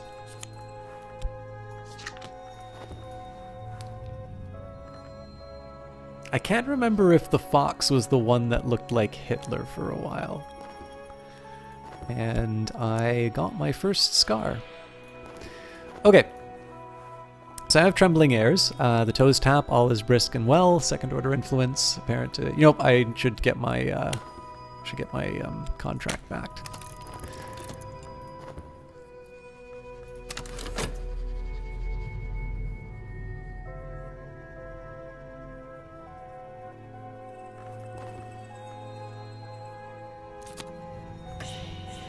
Okay.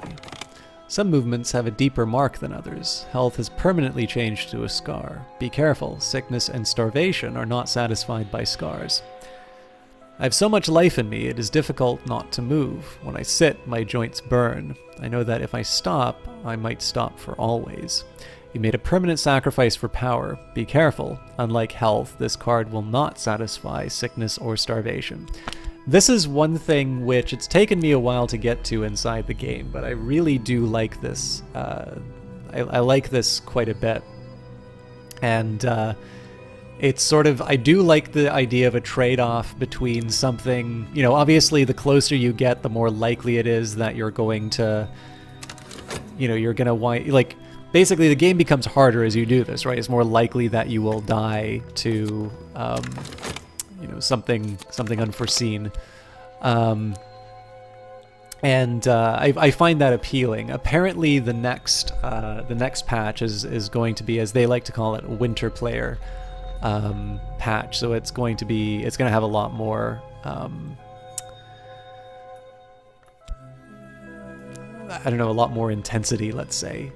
There's going to be more sacrifices or more difficulty, which I'm personally looking forward to. I think it'll make things I think it'll make things interesting, but I may regret it, especially when we do this on Steam.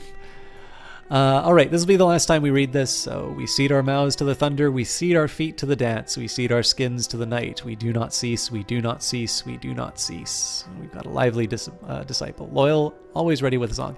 Although it occurred to me, I was wrong. I can actually upgrade Leo, Dorothy, and Clovette even further now. So, or I should with this painting. There we go. Attempt to exalt a disciple into a Tarantellist. And you know what? I'm sorry, Leo, you are a great guy, but Clovette really should be the first Tarantellist. Hey, Tallman Live, thank you very much for that subscription. My alerts are not working, so I apologize for that. It's it's a little bit nicer for me to give recognition to people when they go through. The funny thing is they always trigger when I'm recording the Calm Surviving Mars playthroughs. But I do appreciate that. Fellow, and I believe, or that sub. And by the way, do feel free to use the lovely emote that you gained access to, System 1 HMM.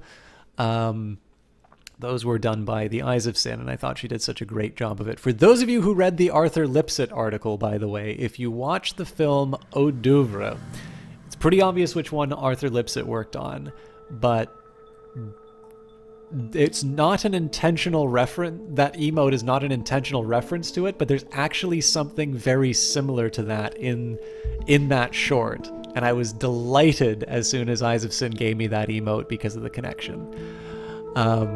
Anyways, I like Clovette quite a bit. Clovette is described as her optimism is daunting. She wields her joy like a hammer.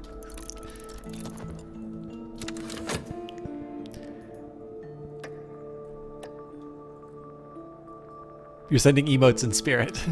Well, you know, Captain Shields, you were someone who gifted Domi that very lovely emote. So thank you for that. I know you're doing so in spirit, but that really does mean a lot, because I know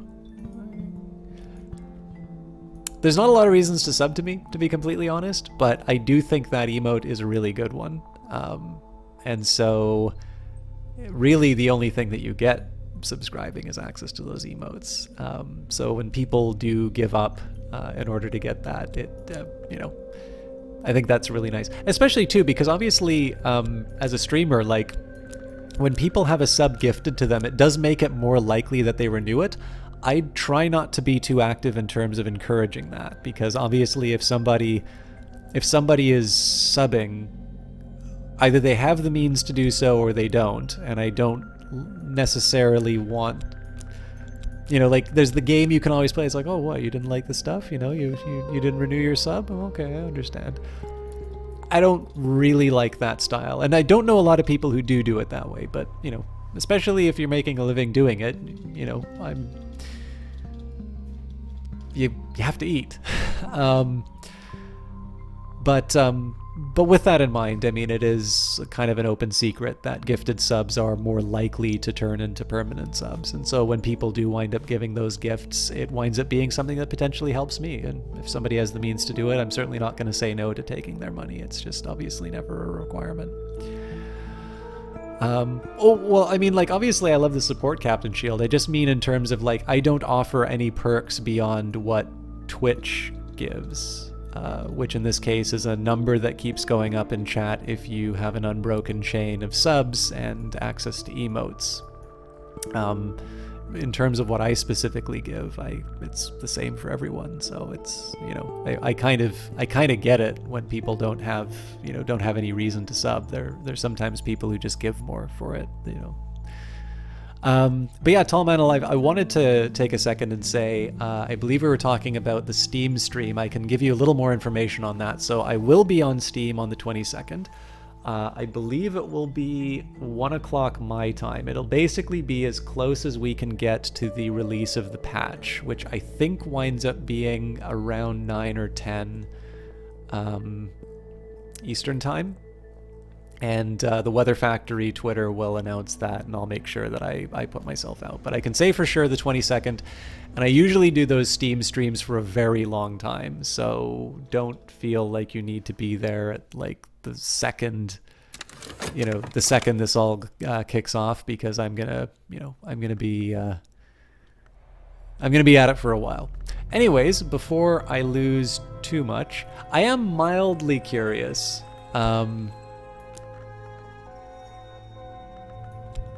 I'm not actually going to trigger this. I'm just kind of curious what happens. And then we'll say... oh, it's trembling airs now, so it doesn't mean as much. Yeah. So, obviously I can't upgrade until I've done my fox dance. The fox wanders the mountain meadows seeking the flower maker's touch. Some part of you can roam in fox shape. I'm assuming it's Fox Lily Meadows. I mean... I may be a little slow on this game, but this is a tough one for me to miss. Yeah.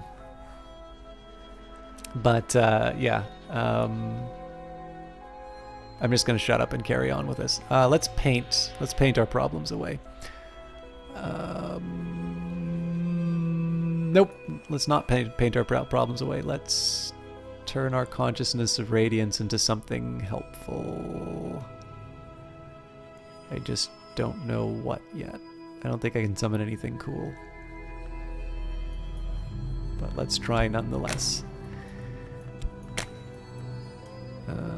Okay, if you add knock, you might be able to attempt a summoning. If you add edge, you can try to conquer passion with reason. If you had winter, you can try foolish, beautiful magic. I definitely don't want to try foolish, beautiful magic.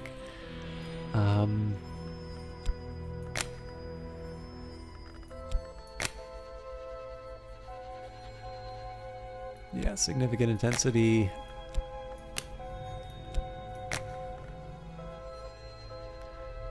I always keep forgetting the lantern creatures. I actually don't think I have enough lantern to see this thing through.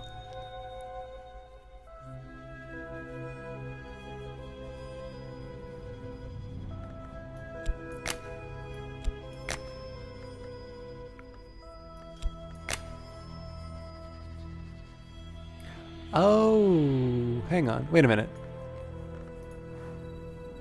Oh, it's the Grail. Okay.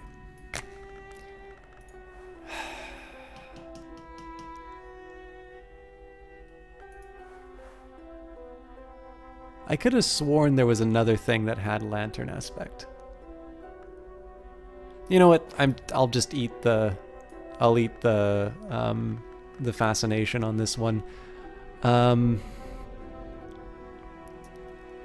But I do want to paint away the restlessness nonetheless, so... I have a fleeting remembrance, so it's not that big of a deal if this turns into fascination. Hello, the Eyes of Sin. How are you doing? Well, I got your message, so I wasn't... I knew you were not indifferent to me. I will say for a second, because I know you should be... Or if you're not, you should at least be very proud of the... Oh, I will read this in just a second. You should be very proud of the work that you did on those emotes, but we have had 3 subscriptions today. We had Tallman Alive, we had The Exception, and we had Masamagoma all either start or renew their subscriptions. So, in the striped tent, coiling tetralogies behind smeared and murky glass. In the gray tent, dripping fog that nuzzles us like a hunting cat. Fog rank as an animal. In the black and starred tent, wonderful meshes of ori and sculpture spangled with costume gems. In the red tent, the waxen priest in the glass coffin, and books clasped to his chest.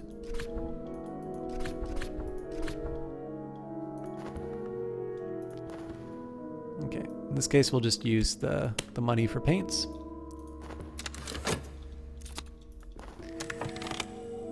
Alright. Pope, erudition, notoriety. Glorious Percussagant. And we have got the true and accurate history of the Shadowless Kings, Isaac of Karth's history of the Shadowless Empire. That looks like that's going to be Heart. We've got yet another jumble. Sunset Passages, the holy text of the Church of the Unconquered Sun, in which many histories were driven underground in Latin. The Ivory Book, a manual from Ordo Limae, the order of quasi-immortals who maintained a secret enclave at the source of the river Limia, the Roman province of Hispania Galatia. Or is it Gallicaia? It's probably Gallicaia. A writhing call. Lay your hand on these tattered folds and feel their warmth. Leave your hand upon it, and it will explore the possibilities of embrace. 12 Grail. And we've got Gartside's Sanskrit Raider. We are going to have quite the trip to Oriflammes if it ever comes to that. Oh, that's wonderful. Did you use the... This is not like a did you like the gift question, but did you use the new sketchbook, or do you have a sketchbook that's already on the go? I'm really bad. This probably does not come as a surprise to people, but I'm actually really bad at having about like buying a bunch of notebooks, and the worst ones are the ones that I start filling and then I don't proceed. But I actually have a bunch of notebooks which I haven't even broken open the shrink wrap around. So you did use the new sketchbook and the pencils. Excellent. To be honest, I wasn't 100% sure if that was something that is for a special occasion and you need training in some of the tools or what, but that's because I'm not an artist. So the scent of the fox lilies inspires ferocious appetites. It is probably fortunate that they grow only at this altitude. The peasants have organized to keep treasure seekers away, but some treasure seekers fall prey to lily hungers. Their own treasures lie among their bones, and so the cycle continues. You found all the expeditions in the land beyond the forest, although you can find and visit the meadows several times, which we'll probably wind up doing because I've got... Oh, maybe I don't have it. I thought I had another expedition at a higher level. Apparently, I am losing my mind. Okay, we will add our guys. And if this expedition succeeds, the eye that is not I will be there to perform the forms. The path through the mountains to the high meadow will be hard. The peasants of the mountains will seek to drive us away. If you return home safe, we may struggle to shake off the visions of this place. Oh, that's very good to hear.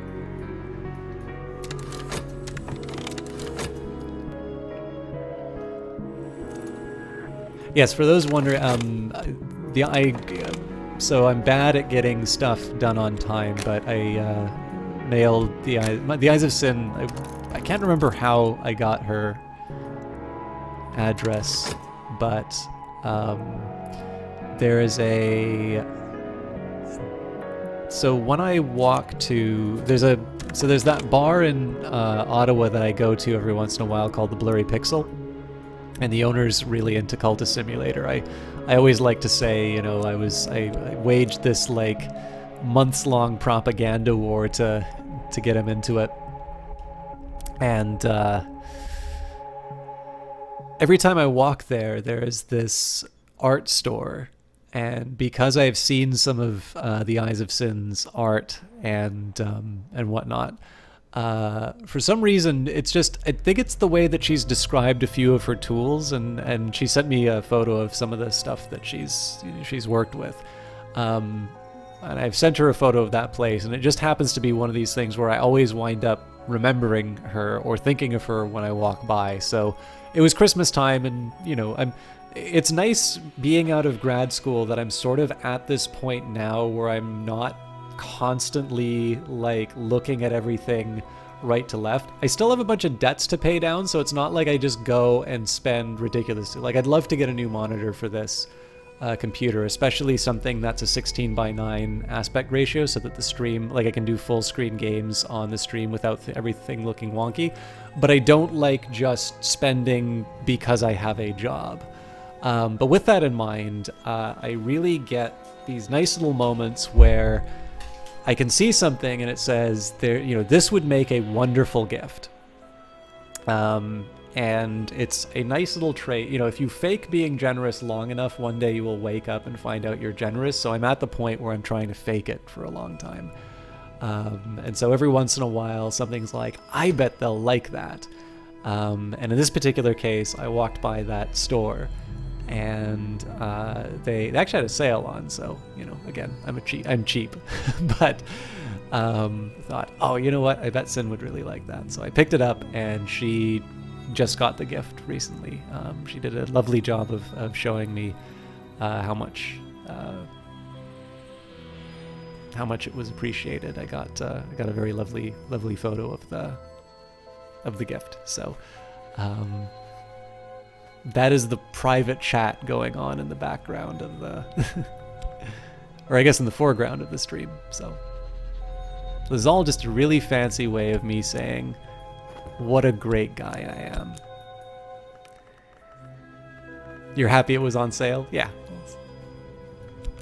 You've obviously given the stream quite a bit in terms of your art, but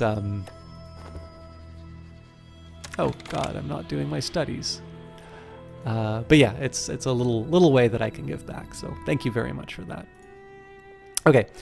As before, so the one thing I could do is I could try upgrading Furtive Truths into Forgotten Chronicles, but the Glimmering's going to go away before too long. Well, but I do have 2 Erudition. It's a tough call. So let's just think a little bit about the books that I have. The Book of the True Blood is something that can potentially give me a fairly good upgrade. So as much as I would like to sort of advance these further, I think I need to catch up on my translations. So lock the study door, the work begins. Obviously too, if I can upgrade my sort of journeys through the Mansus, I'm not going to be as desperate to get some of these secret histories. So the frugal part of you is content, and the artist side of you is also content. Well, like I said, you know, the nice thing, so everybody's wait, I didn't get a achievement for that?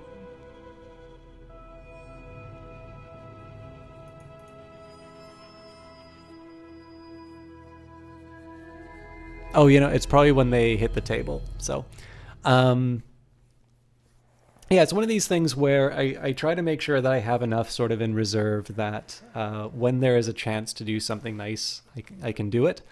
And part of that's just being frugal all the other times. So I still read my menus like right to left and whatnot. So, but like I said, it's sort of nice to be in a point where I know I don't need to count every penny. So, by the pine and the knife, by the drum and the circle, I pledge myself to lead the dance that does not end. This is my service, but in the end, it is only the dance that I serve. Clovette a Tarantellis. Clovette is always in motion. She laughs easily. Her smile is the crescent at the edge of the moon. There we go. Achievement unlocked, a Tarantellist. It still doesn't say, but... I drew a believer to the endless dance of the heart. Alright, let's keep doing it. Leo, you're up next.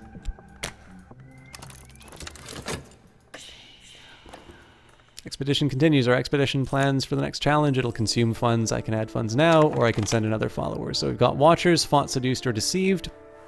We've got the high passes, bleak and gray-green slopes. Lift an eye to the distant snow-edged, sky-straining peaks. It'll be a devil of a job to find anything in there. Forge will sustain us.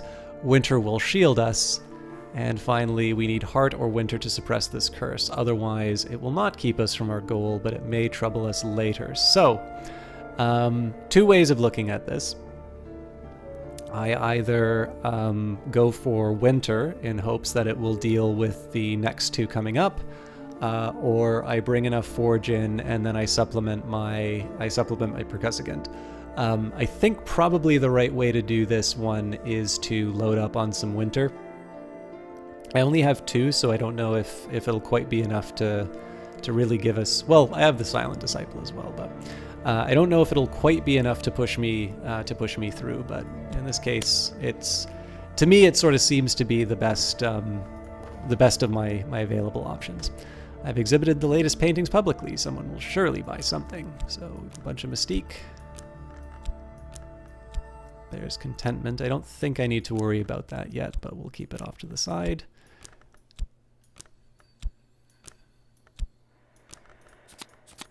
I mean, not a ton of money, but it's enough.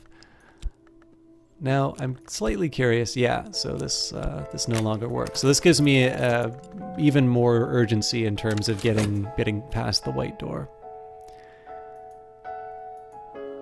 I have a club sandwich sitting beside me, which I would really like to turn into a former sandwich, but I also don't want to be like Cookie Monster on the cast, so I'm certain that my adversary has lodged a copy of their notes elsewhere, with their solicitor, with their superior, or even with a contact in the press. This is troubling. So, Season of Ambitions, I'll be in good shape with that. The Madrigard is strong in winter. Probably she will keep us from avalanches. I don't want a probably. Violet. The hour called the Madrigard is at home in the cold. She will almost certainly keep us from falling. Sorry, Madrugad, not guard.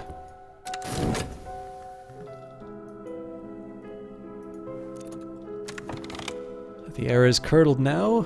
I am better. I am home again in this lumpen flesh. Better, perhaps. So let's get our health back up because it's all the more precious. This is the time, I suspect, if I need to upgrade my my form. This will probably be one of the more precarious times for me. I can obviously try and upgrade my physique, but I sense an opportunity. Tonight I could attract attention if I cease to hold back, if I commit myself more fully. Prepared the text for study. I think in this case I'm just going to read it on the chance that I can get an upgrade to the edge. The Legion's legate answered directly to the hour called the Tribune of Scars and was promised immortality if he died in battle.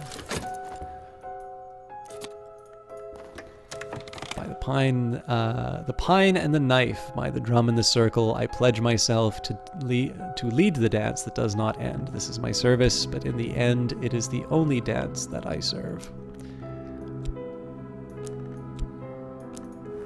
Leo will preserve at all costs. He will not cease. And finally, Dorothy. Dorothy's enthusiasm has become an obsession. She will not cease, and how she loves to dance. Oh, the War Museum is going to be holding a 40s themed swing dance. Now, I'm not much of a dancer and I don't have anything 40s themed, but I love the fact that I live in a city where something like that can happen. Only a rare few, those most suited to service in our mysteries, may achieve this rank.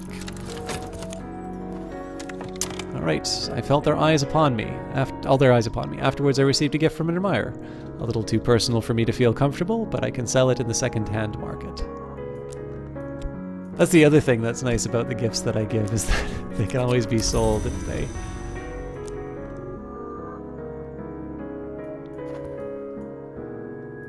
Oh, that's really funny. Okay, where are we going with work? Sorry, I just need to think.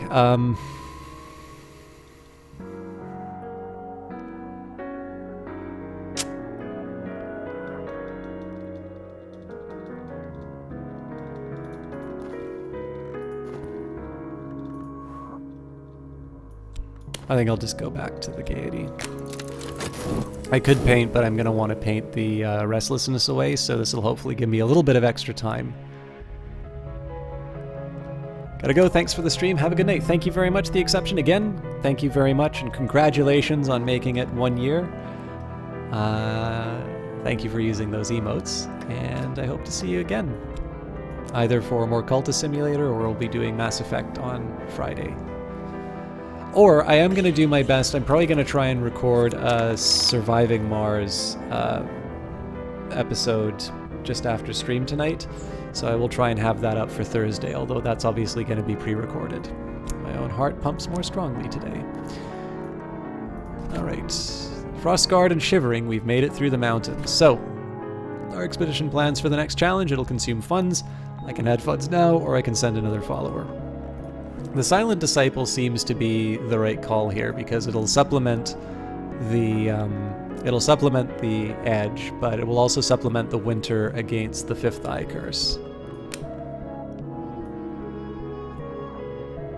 Although money is also a good idea because obviously I'll need to handle that too. Anyways, I made my decision.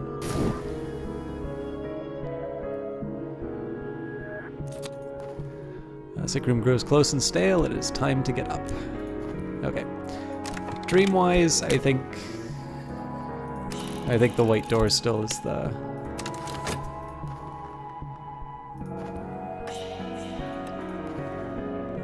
more opportunities. K5RTO, great to see you. Thank you very much for that host, by the way. For those of you who don't know him, K5RTO is a big fan of Cultist Simulator, big fan of the creators of Cultist Simulator. Streamer of science fiction as well as fantasy games. I only know him for Skyrim for his fantasy game as well as Planet Coaster, which is kind of neither of those, but definitely probably made his mark for Stellaris, No Man's Sky, and Elite Dangerous. But it has been a while since I've seen you on a broadcast, so I don't know if you've been doing something new recently. How have you been? What have you been up to? And we have change, which is about to happen, but hasn't. There's that restlessness I was talking about. Looks like we have old, unhappy, far-off things as well. So, I felt all their eyes upon me. Afterwards, I received a gift from an admirer. A little too personal for my taste, for me to feel comfortable, but I can sell it in the second-hand market. All right, so we will take advantage of our notoriety and our mystique.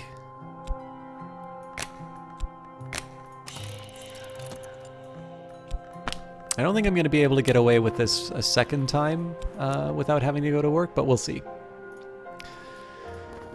Alright, read the Book of True Blood. In the final part, Cassius confesses to being a former legate. He recounts his terror of the Tribune and divulges the sacred lore of the Golden General, the champion of the Shadowless Empire, the enemy of the Tribune, and the hope that the Tribune will someday be undone. Well... Lionsmith's names. The Lionsmith is young by the standards of the hours, but old by the standards of war. His names are recent recruits, and their recitation has a savage power. So the question is, do I really want to smash this into so many pieces?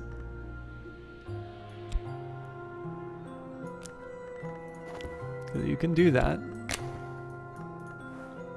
Study with Edgelore Fragment of the same level to upgrade to the next level. Study with Winter Lore of the same level to subvert it, and get Winter Lore instead. Or study with Reason to break the lore into 2 lower level fragments. I don't know if that gives you equivalent power. So the trick on this one is... Oh, hang on. I don't think it... Well, no, okay, so if it's a 10, then presumably it would break down into 2 8s, and then the 2 8s would break down into 6s. Do I really want to do that? Especially because I don't know that this is the one that will solve my riddle. I'm going to hold off on it for now because there's other things I can do with study. But Dorothy... When Dorothy moves, we hear the drum. When she speaks, we see the dance. Her determination is her shield and her weapon. And I'm going to try a little bit of a flyer. I don't think this will work, but let's see what happens if I try to do this to the Lively Disciple. I don't believe it's possible. We need 21st intensity. So, I mean...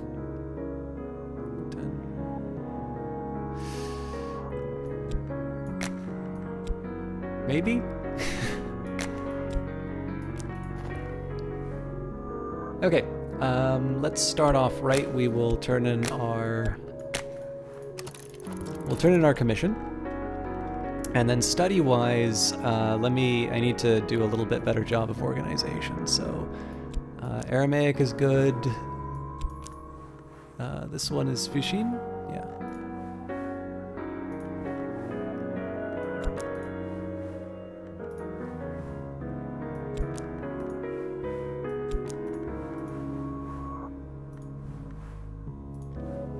Okay, these I can work with. Let's do... I think I'm gonna translate the heart. Or I can translate all of them, and then I can just... The Watchers almost certainly regret standing against us. I'll throw some money in it just so we can move on to the next level. Okay, fascination. I don't think that'll be a problem. I received the currency of the secret world, and my patron has let some tantalizing information slip. Ah, that's right.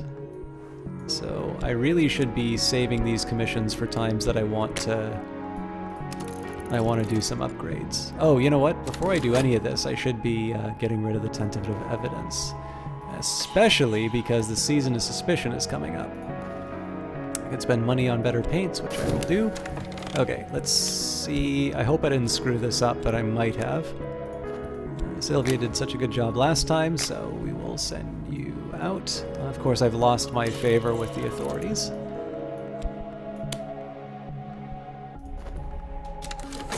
I think this will be enough to get me off the hook.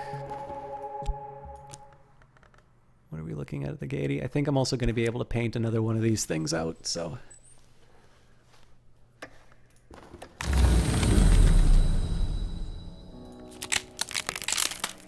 Okay.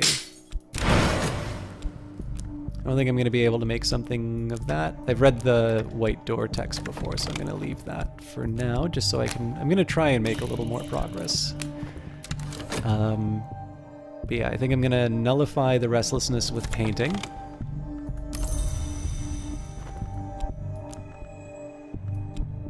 Contentment will be good for the dread.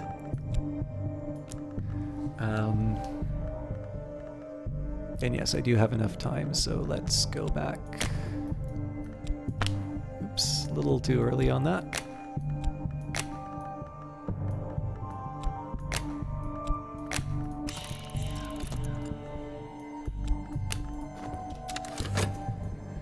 It would be nice to use this for a summoning. Yes, we have enough money, so good news there. It's prepared for study. The real dilemma is, do I want to study all of these things and then hammer out a bunch of commissions at the same time so that I can upgrade? I'm not convinced, so in this case we will take A True and Accurate History of the Shadowless Kings, A True and Accurate History of the Shadowless Kings by Isaac of Karth. Isaac delivers the 1,000-year ascendancy of the Shadowless Empire. The first and greatest history is described herein. The Persian Empire, the sons of Achaemenes, the Shadowless Kings, the most glorious empire, survives the assaults of Alexander the Great and flourishes as late as the 5th century. Ah yes, because I have expressed my clear preference for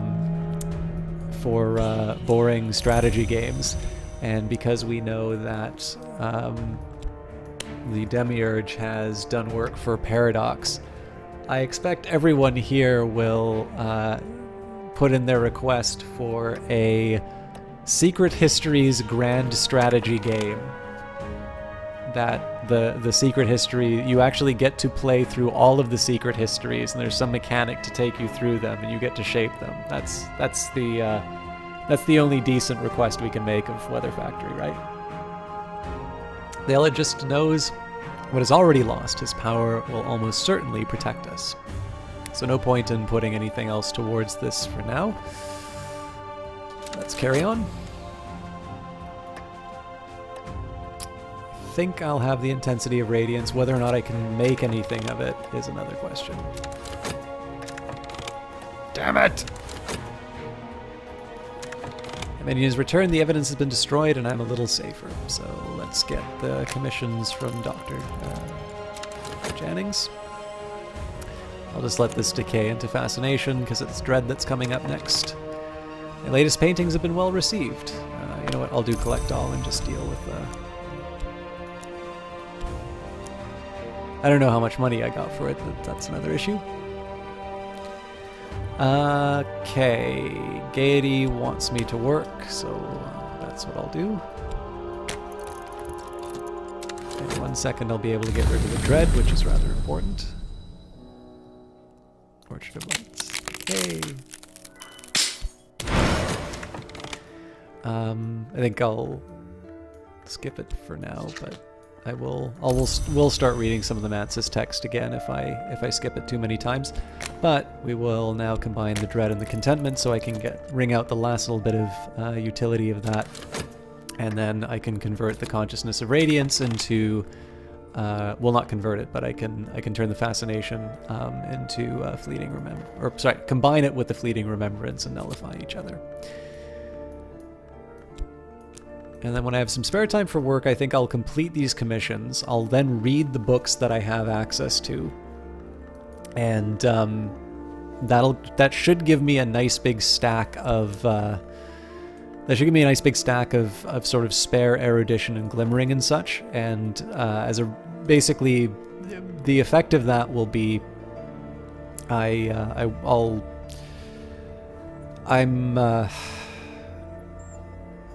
when I want to upgrade certain bits of lore, the fact that the tantalizing information slips, etc., etc., I'll probably be able to get a little bit of an edge on upgrading because I've turned in a bunch of commissions at once. That's the theory, at least, because it's not like I'm doing them so I can get more Spintrea or more money.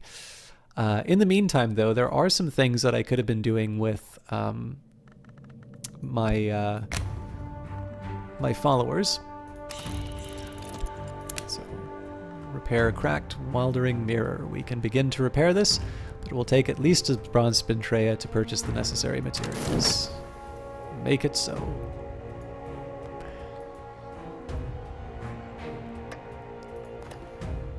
Our power is stronger than the power that was here. The curse won't touch us, which means that obviously we know that the song that will be playing when I do the dance is the What Does the Fox Say song, which I know everybody is so excited to have referenced again. I know you all missed that so much and are very happy that I brought that up again. After the fall of Rome, the Shadowless Empire takes Byzantium under its wing and moves east against the land of the Great River. Isaac begins to recount the invasion struggling against the unskinned armies of the Hooded Serpents, but ends abruptly with a series of incantations that he claims allowed the Shadowless Empire to persist. So we've got the Formulae Vigilant. One who watches does not sleep. One who sleeps watches not. One who watches does not sleep. One who sleeps watches not. Use this in a rite with a Byzantine Tinct and a Meteoric Bullet, or other resources of equal power to summon a Percussigan. And we've got an unresolved ambiguity. In the Mantis, the hours strive against one another. As the struggles are resolved, they iron out the impossible, exalt the possible, tie the fraying braids of what has been into one golden ribbon of future. Everything is resolved, history becomes past. There are, however, exceptions. Exploring with this scrap of knowledge may uncover secret locations in the Rending Mountains, 3,000 miles away among the wreck of the oldest empires. Well, hello, Lady Dao. I didn't see you stream. I don't know if that was because I was locked up with other things or you didn't get around to it, but how have you been? I am following, I confirm that. How are you doing tonight? Oh, and you're referring to the title. Usually for 1 or 2 funds, actually. I'm relatively... I sometimes get a Spintrea for it, but, you know. Let's do the Morphe Codex.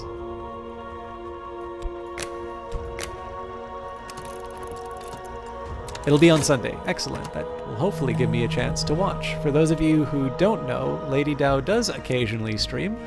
And I think there was some implication that it would be a horror game like Outlast, but I don't know for sure.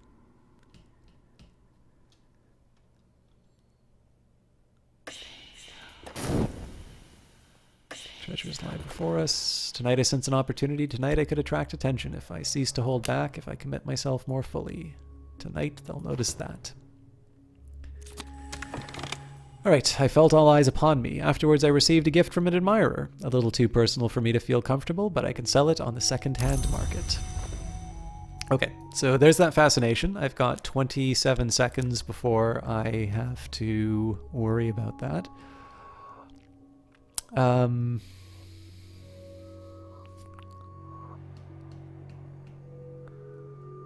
Let's start working these commissions.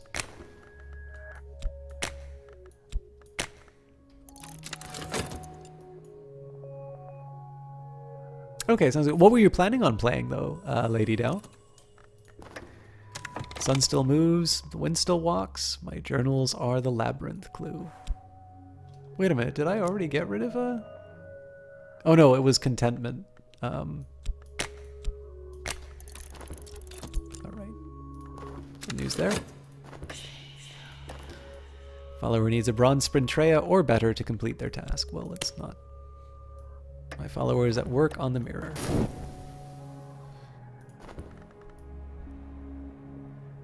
Now, obviously, we'll be getting some more notoriety as things go on. Oh, we've dipped the claws in ammonia and bound them around our faces to deaden the fox lily scent. Even so, our heads swim, our bodies respond to half-dozen contradictory desires. Here are the bones that we sought. Loot them and get out. And I'm assuming there should be something about my dance, but... Okay, the Morphe Codex has now been translated, so... in which a priestess of the Sisterhood of the Knot claims to have discerned the true meaning of the Thunderskin's birth. The writer credits the Red Grail, the Ring Yew, and the Horned Axe, the powers the Sisterhood reveres, with agreeing a final treaty between the Hours of the House and the Hours they displaced. The Thunderskin loved the Yew, and the Grail destroyed him, as restitution for the slaying of the Horned Axe's sisters and brothers. Lady Dow says you could do some Dragon Age or Dragon Age Origins, but nobody wants to see you drool and fangirl squee at Alistair every second. I mean, I always like watching people who are clearly having the time of their lives in a game. This is one of the reasons why I've always felt a little uneasy about some of the Cultist Simulator ones, because I don't know if my enthusiasm for this game still comes across as clearly as it did when I started streaming the game. And you guys have always been very kind with your comments, so there's not necessarily a reason for me to be as worried about that as I am. But I will admit, it is something that comes up pretty frequently with me. So, hey, Ego Akaran, great to see you. A multiplicity of vistas, a bewilderment of views. Gaze upon me and rejoice in the dissolution of your senses. So, it is a mirror. Crack light skin and light will bleed. Tool, 8 lantern. And it's worth quite a bit in the auction house, but I'm not selling this thing. Hey, wrong column. Okay, so I've repaired the things. I think we'll get a commission from Dr. Redeem.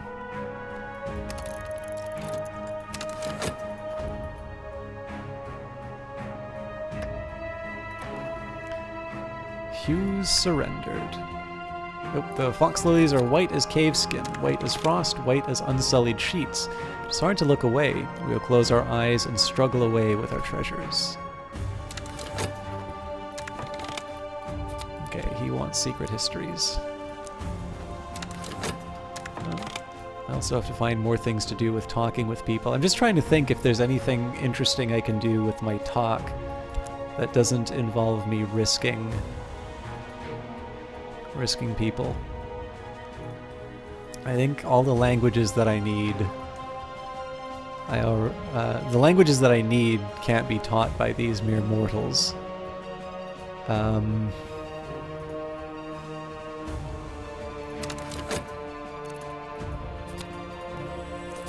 Oh, but I can paint. I finished the manuscript. So again, I'm keeping this stuff in reserve so that I can sort of blitz my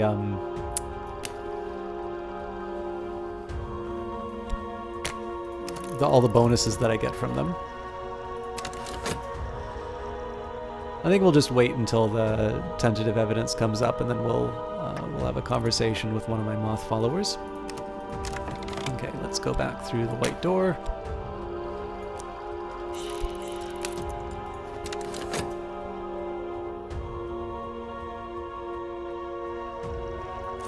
should just be able to chat with Sylvia now. All right.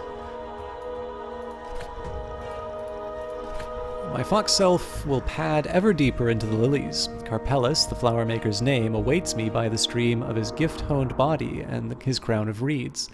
There he will unlock the places in me that I've not seen daylight. Alright, so some notoriety for my trouble, that always happens. Violet is winter, I believe. Yes, I'll care. Still have my hint, still have my percussagant.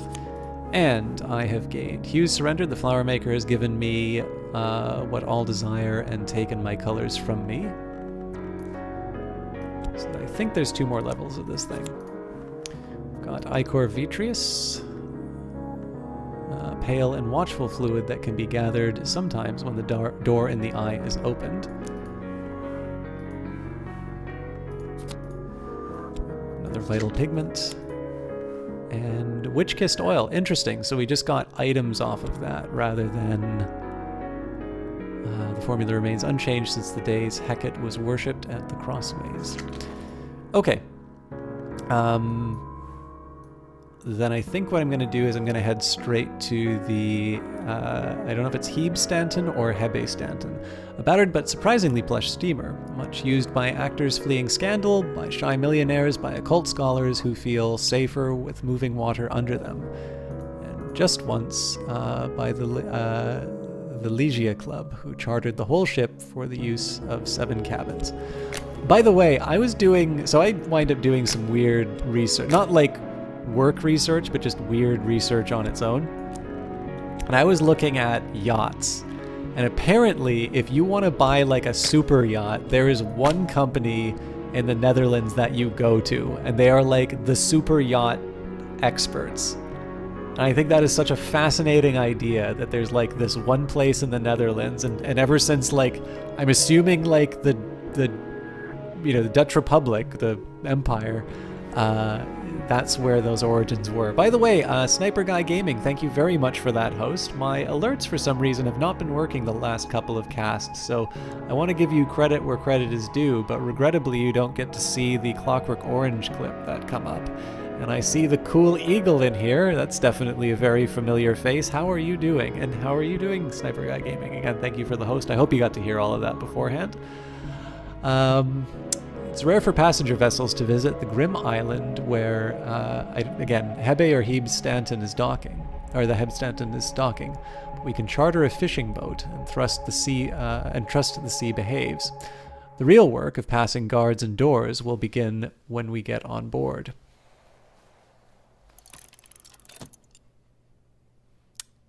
Alas, you would like a super yacht as compensation. Who wouldn't?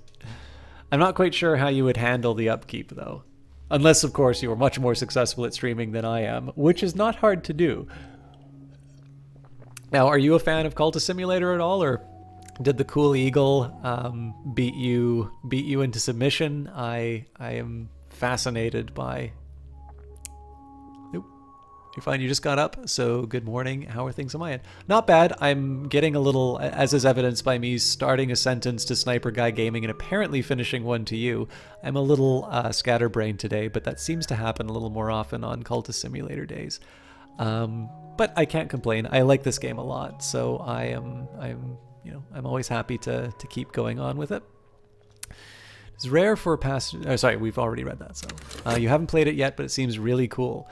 I like it a lot. It's hard. So the one thing I will admit, because I like the game so much, it is sometimes hard for me to, like, I think I wind up being a bad salesman for the game in some cases because I do say it's not for everyone. One of the things that is so cool about Cultist Simulator, and specifically sort of the journey I've had with this game, because I found out about it not at the very beginning. There was a sort of a JavaScript sort of version of it that was made before my time, but I got to play the alpha in sort of this Unity UI once Martin Ericard had done some work on it, and I really liked it. Like there was some controversy over this claim, but one of the newsletters said that I was the first one to stream it, and I think that's correct. Like I did look to see if somebody else had done it, because I like to give credit when that happens. But I know that's one thing that somebody shouldn't self-apply, but I'm gonna take the bow on it. Not that that's like a major accomplishment, just, I got in early and I really enjoyed it, and I think the thing that I liked was it was really clear how it could sort of scale out, although I had no idea it would be like this. And it's a really unique kind of game. Like, it's not one of these ones where you say, hey, you like card games? You should do Cultist Simulator, because really it's a lot more in terms of, I'd say probably people who like role-playing games would like this so much more, but there's nothing like it. And I think that's one of the reasons why it's exciting to play independent games is because you get to see things that nobody else had the idea for. And, this is, it's great. It's not something that you play casually, in the sense that like it doesn't really hold your hand, but it makes being lost fun. So it's a really wonderful game. It's a really unique one, and there's just so much to get out of it. So anyways, Exciting Missing Lifetimes. Yeah, I mean, the one thing I will say is that the DLC is very inexpensive. There's a free patch coming out on the 22nd. We'll be covering this on Steam for that. So if you want to stop by for that, I could always use an extra view on the Steam page. But yeah, I think I did have Perpetual Edition. Obviously, I backed it. So let's see what the DLC cost. I was genuinely shocked at how inexpensive it was. I am surprised this has mixed recent reviews now. I wonder why.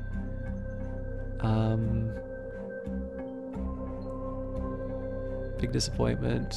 If you're a compassionate Jedi, man. You know what? You can read the negative reviews on your own.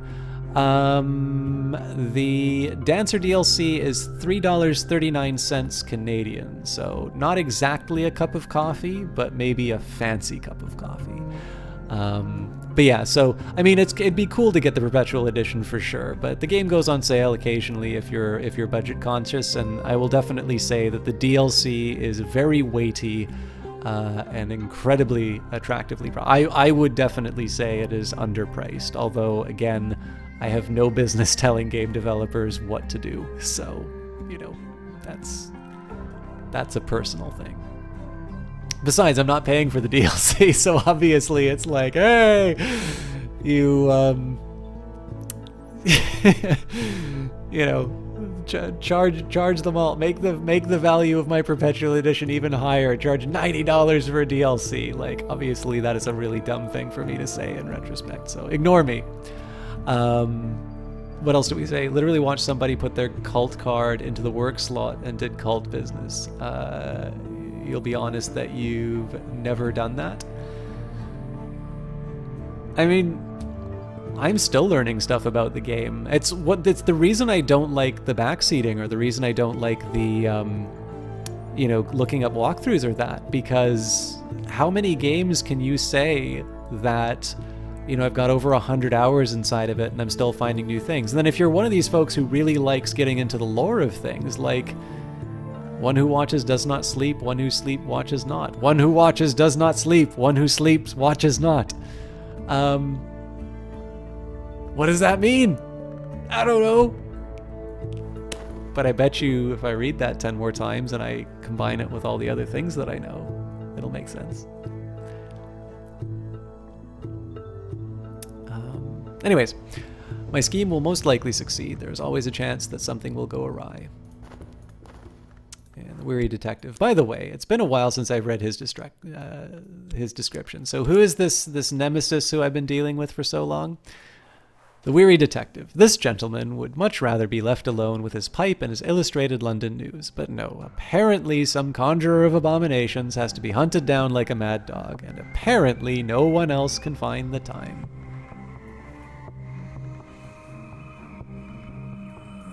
Well, I mean, if you don't enjoy Cultist Simulator, obviously I don't think buying the DLC will be enough to turn you into a fan. But I mean, I've really been enjoying the Dancer Legacy, and then on top of like all the romance and stuff like that, like there was a lot that was added in that patch. So the Thunderskin entered the Mansis through the Peacock Door, a privilege never given to the Witch and Sister, but then their merit was much less. The writer admits that entry through the Peacock Door is unseemly, but insists that under the circumstances there was no other way. And we got another forbidden epic. The attention of the hours is drawn to the bloodiest wars. Afterwards, the histories are braided like hair. Exploring with this scrap of knowledge may uncover secret locations in the land beyond the forest across the continent. So if I get particularly desperate, what I can do here is I can upgrade my Forgotten Chronicle into a Forbidden Epic, and then I can upgrade 2 of those Forbidden Epics into an Unresolved Ambiguity, and then I'll have 1 for a chat with Sulochana, although that's not always required. And then 1 for just exploration on my own. So, anyways, study. I guess Sunset Passages next. Let's put on my Latin glasses. That's how translation works, right?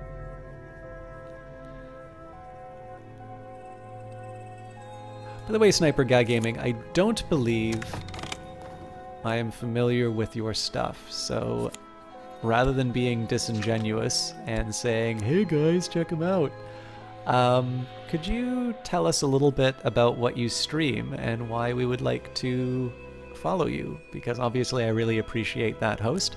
I got a chance to talk about a little bit about Lady Down. I got a chance to talk a little bit about K5RTO, but I would also like to point out that the Cool Eagle is a streamer in his own right. I only know him for I only really know him for Stellaris. I'm sure that he streams other things. I just only ever see him when he's streaming Stellaris. And that is because I am very much a taker and not a giver. I do not spend a lot of time on Twitch that's not spent streaming. So if I can't, basically I'll see most people when, you know, I'm kind of at the end of a cast or something like that. So but I will definitely say that the Cool Eagle has done some wonderful streams. And he also tends to make a little bit more progress on his games than I do. So if you want to see more of what Megacorps looks like, but without all of my, all of my babbling, Cool Eagle is great. Very friendly streamer. And I think you were doing like a mega church when I saw you. Or was that? I might be mixing up my stream. You all look the same to me.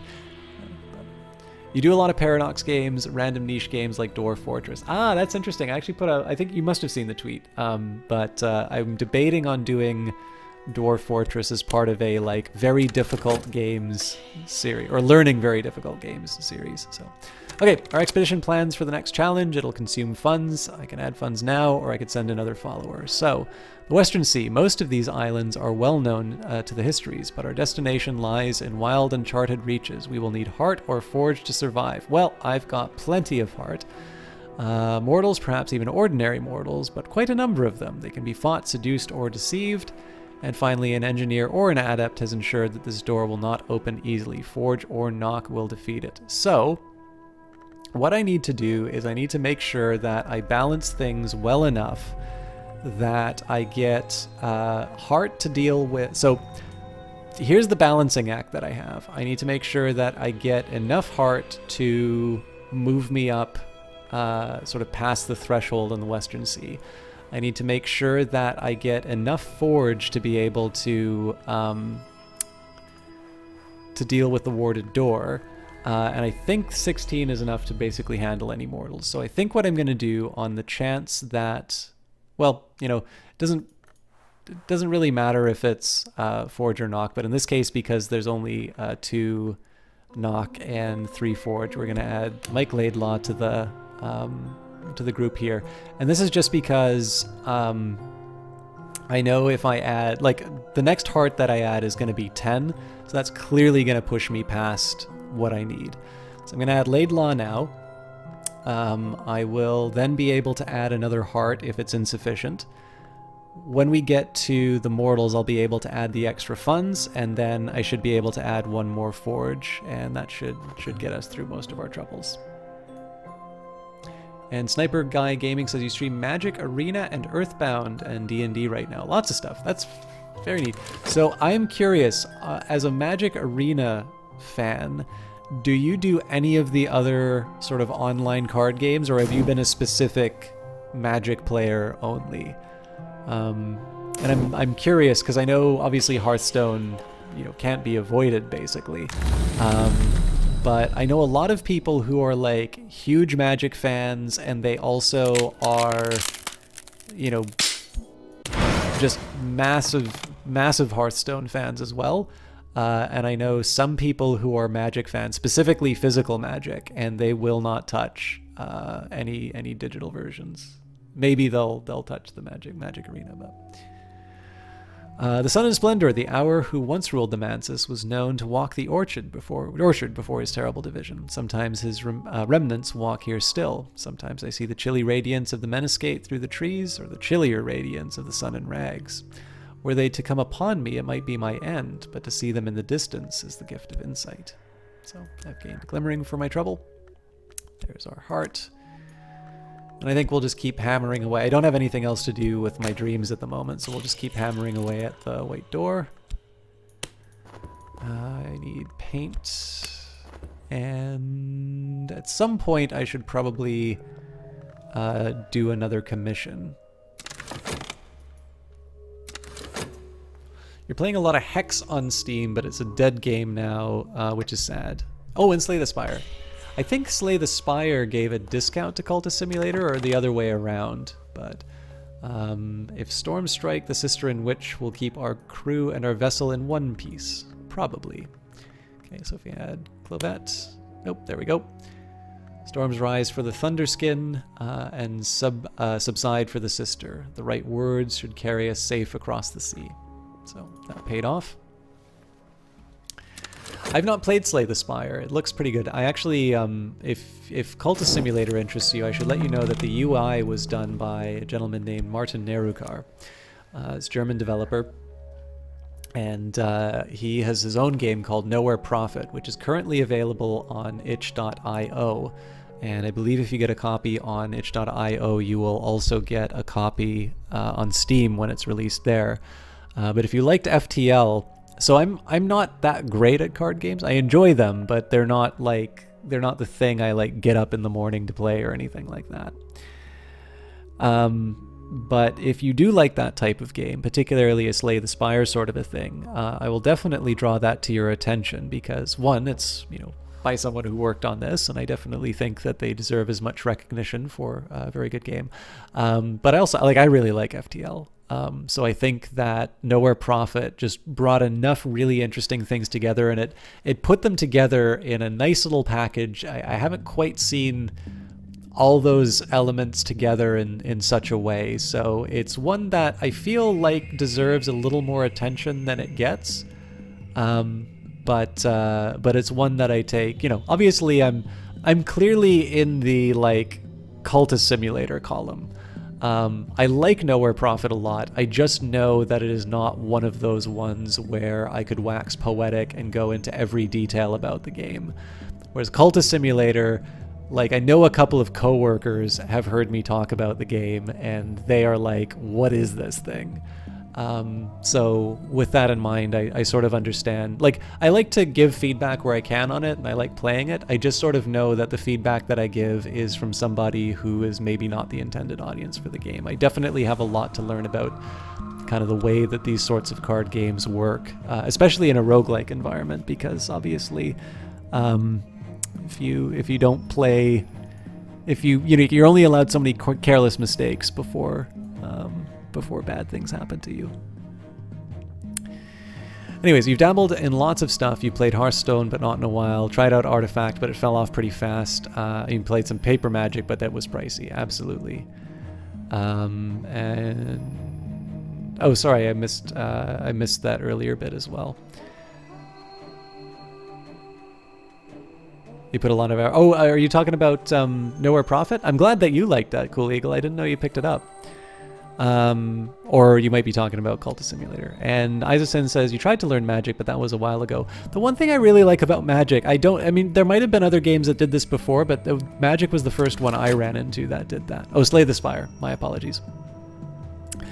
Magic was the first game I played which sort of introduced this idea that there's a simple set of rules and that, like, basically there's kind of like the base rules that you'll do, and then the actual rules of the game are basically written on the cards. And again, that might have been something that was done elsewhere. Obviously, it's what everybody does for that type of game now.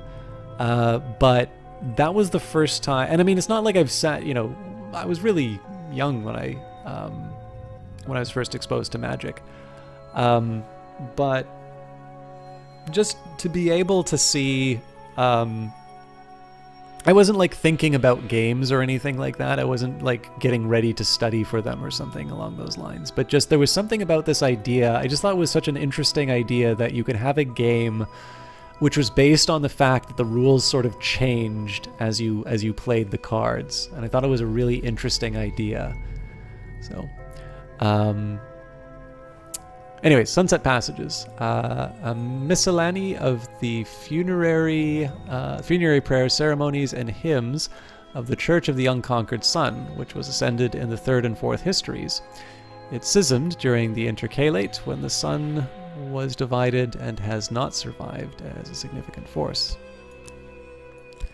Some of these words I know how to pronounce. Other ones, it is my first encounter with them, or at the very least the first time that I have said them aloud. So apologies for the English majors out there who are currently sobbing into their hands. The church revered the sun in splendor before it was divided, but even while it was still whole, its later selves were recognized as its names. The Madrigard, of course, presided over death and the passage into the house. Well, of course. All right, I'm just gonna throw them all onto the table and we'll sort it out.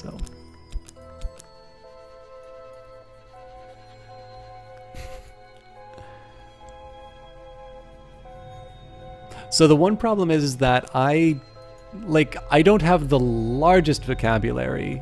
There are definite, I mean, if you play games like Cultist Simulator or Sunless Sea, it's kind of hard to brag about your vocabulary, I think.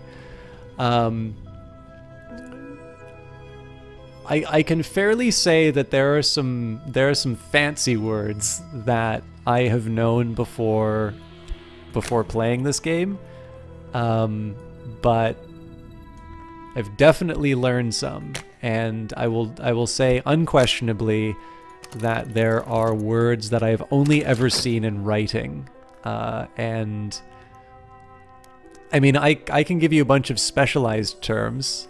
I'm gonna guess that nobody here knows what heteroscedasticity is, but you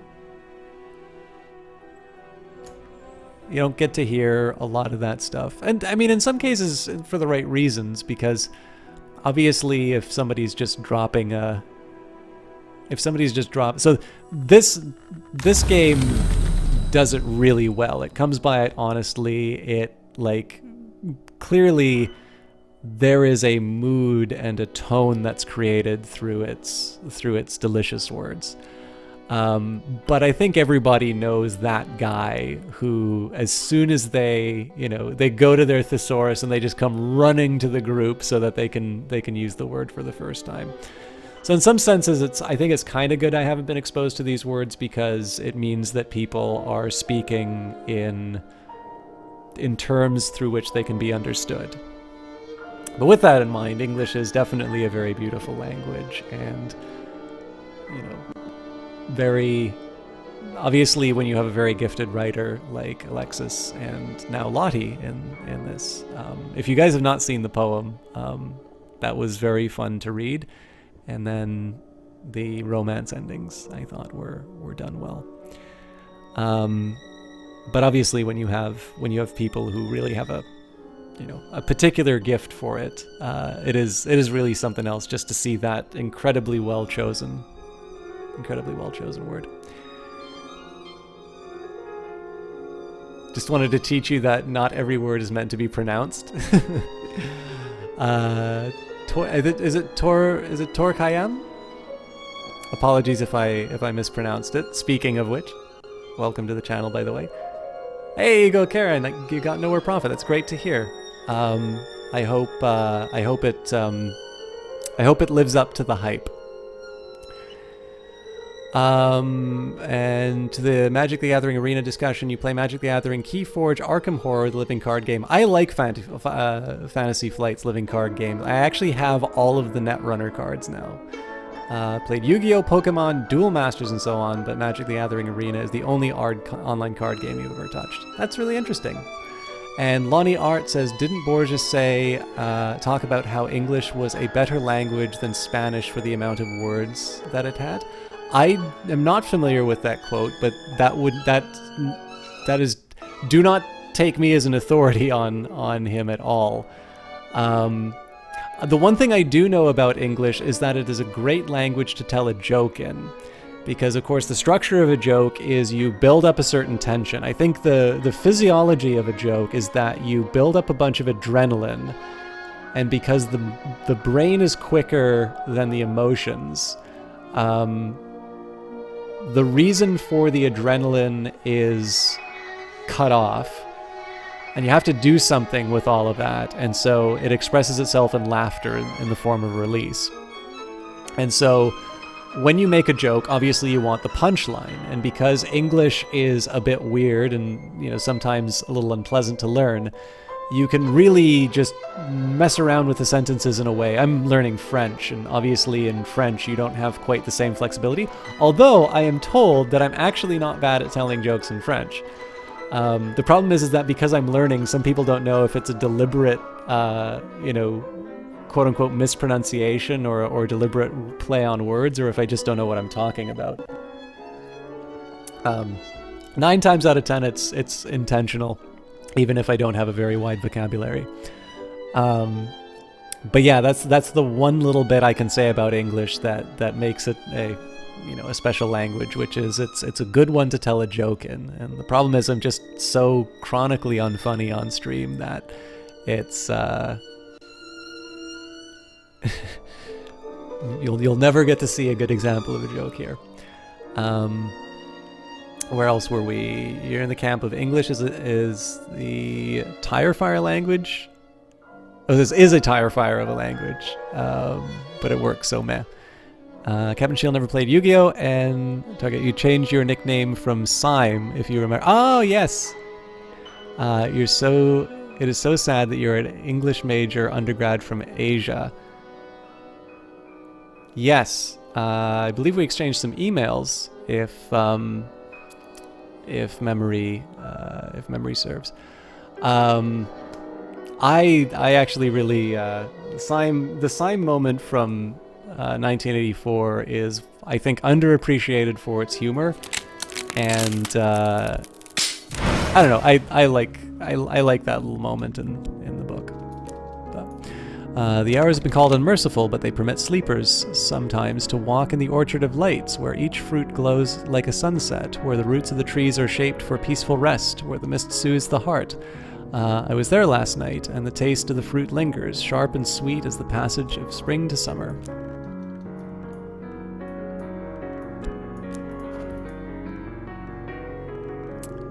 Okay, I'll still have enough time to work at the Gaiety. I think we will throw ourselves back into the Land of Dream.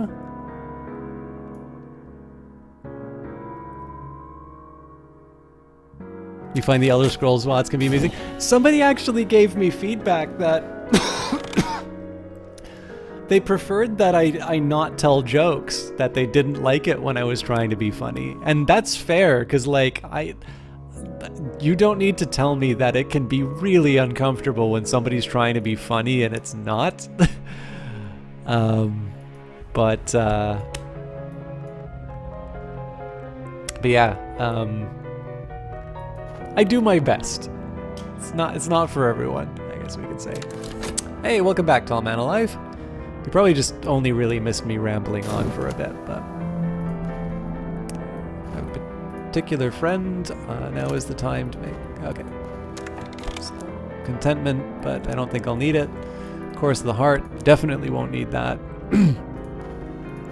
Season of Ambition's coming up, so that won't be bad. Am I from Canada? I am from Canada indeed. I was originally from the West Coast, but I have since moved to the nation's capital for work. And Ottawa is interesting. I do miss Vancouver quite a bit. And it would be nice if I could go back. But it's very hard not to... Oh, wait a minute. Do they need at least level 4? Okay.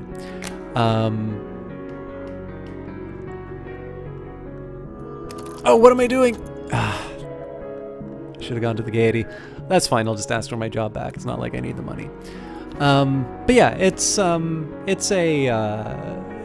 you know, I love the museums here for sure. I love going to the War Museum. Obviously, that contributed quite a bit to the Battlefield 5 streams, which I hope people got something out of. I love going to Canadian History Museum. There's Museum of Science or Nature, of Space and Aviation. There's just so much stuff here, and just being able to see the history of it all.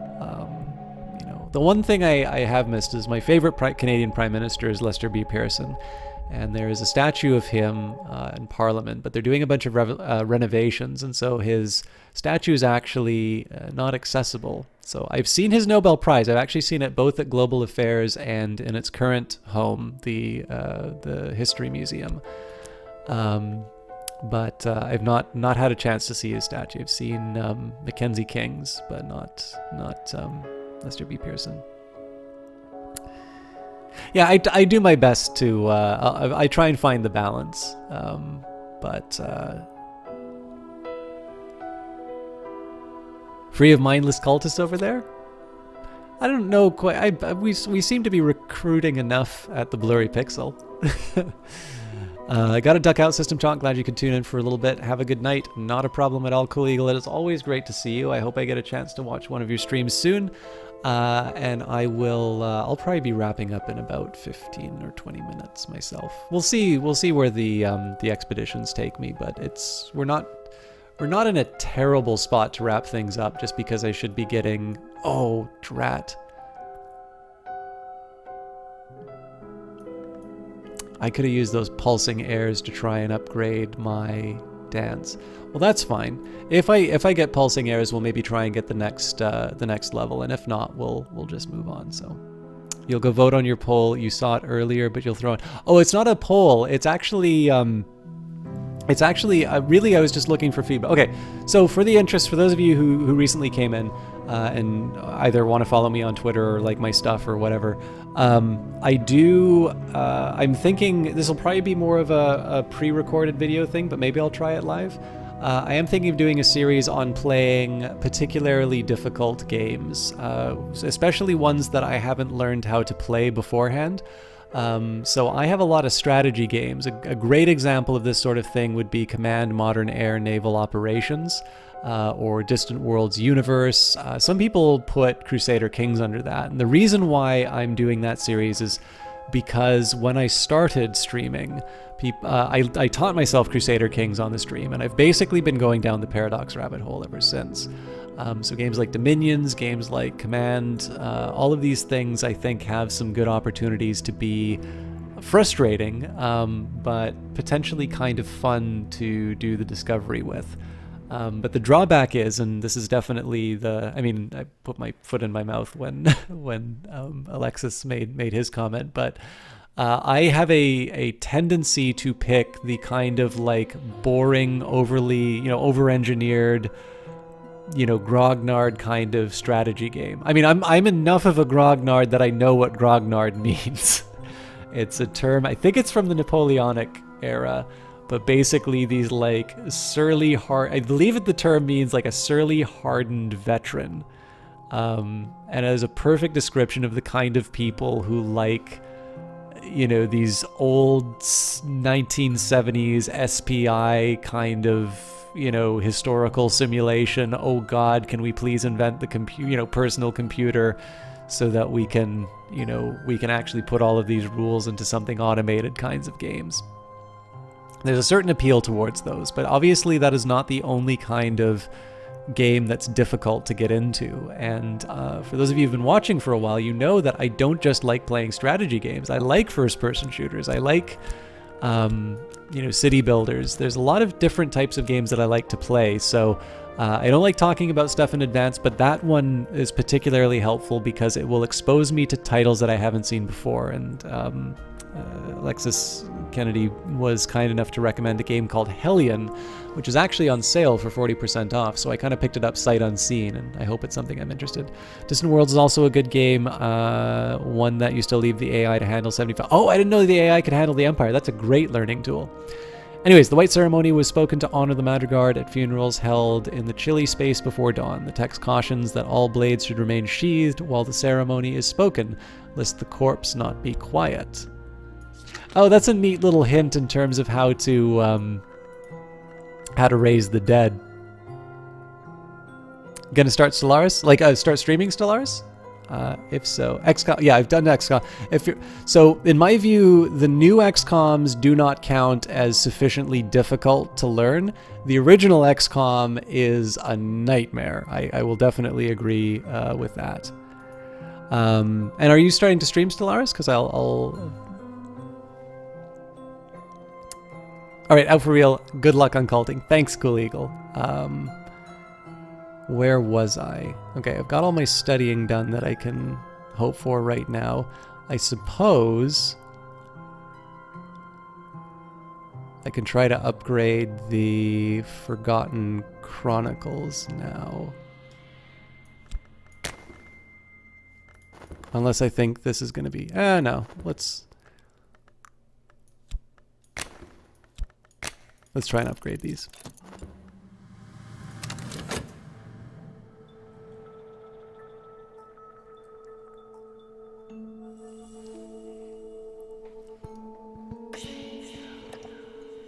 All right. What horrors await us now? The Watchers will almost certainly regret standing against us. So, I mean, I can try adding Victor, but won't make a difference. I don't have enough money, so let's throw that in right now, and that'll give me some options for later. Got my vitality.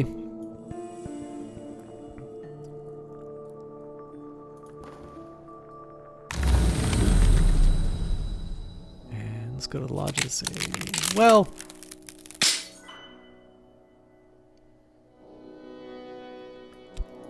could be worse. I have an idea of what to do with this. So. Last night in the great pavilion above the grey sprawl of the Bounds, a woman who once called herself Teresa Gallagher sat on gilt-fringed cushions and offered me a horn cup of dream wine. The wine is imaginary, she explained, but the cup is not. To navigate the Mansus, one must understand the distinction. Perhaps one day you'll join me on the pilgrimage, or I'll join you. So here, let us share a secret. And her breath tickled my ear. Okay, let's collect these. And I think we'll just jump straight back into the door. I don't really think I have a lot to do. So, 264 seconds before the gaiety goes away. I'm gonna see if I can do something with the subtle fracture. I just can't remember the exact formula for summoning some of these people, but I should actually.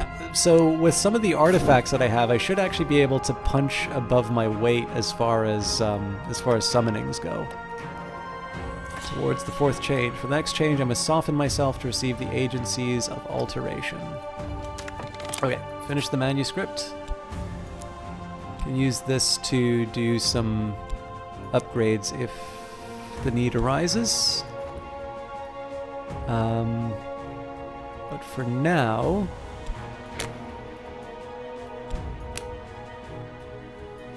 let me try my highest secret.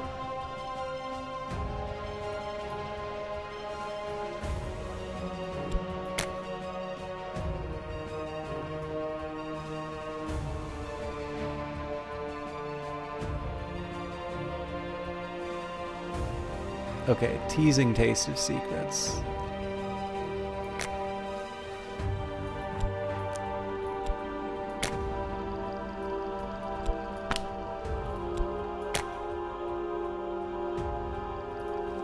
probably because I don't have enough knock.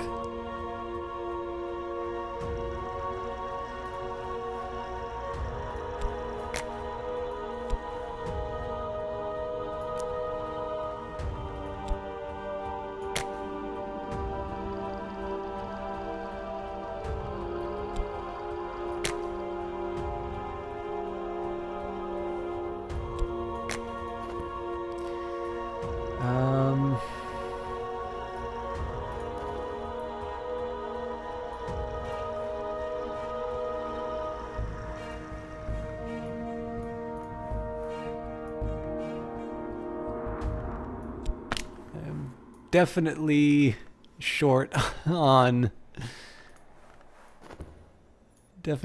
on knock power. All right, well, let's see what we can do with this. So we'll say subtle fracture, and in this case,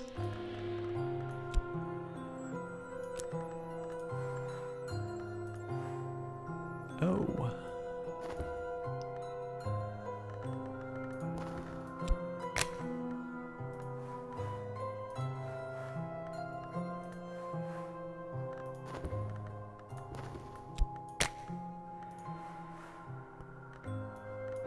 Well,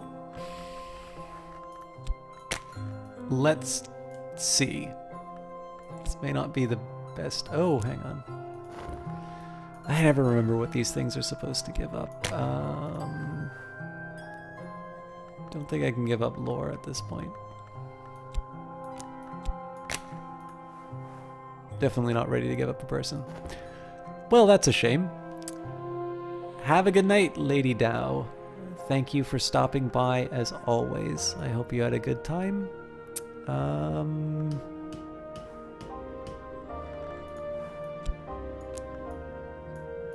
Should put this down with the others. Okay, so what am I strongest?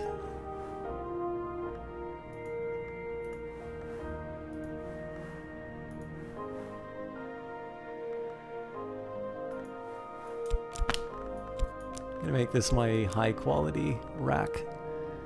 I'll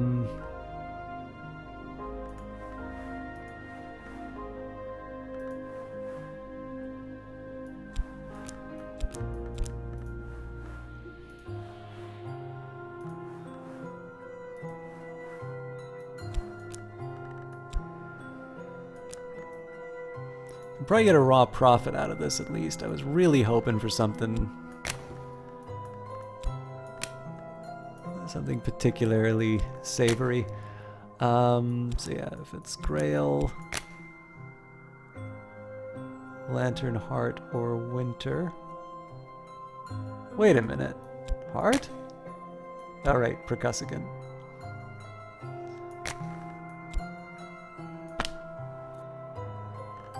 What does Winter give me then?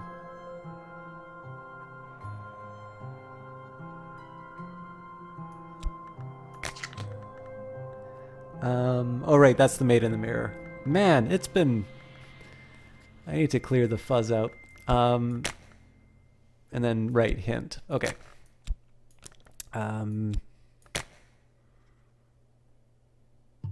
Obviously I need lots of forge, so that's not going to happen. Yeah, so the best I can really hope for here is the raw profit. Which, I mean, why not, right?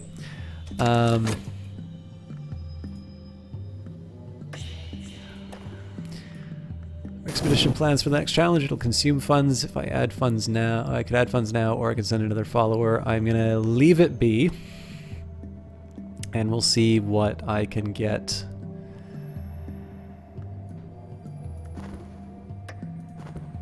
We'll see what I can get after the.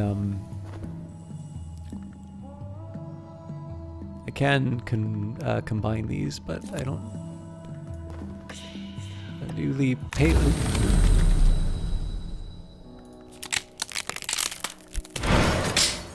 Can't complain about glimmering, but not exactly what I wanted. Okay, my newly paling flesh is rich with the juices of dissolution.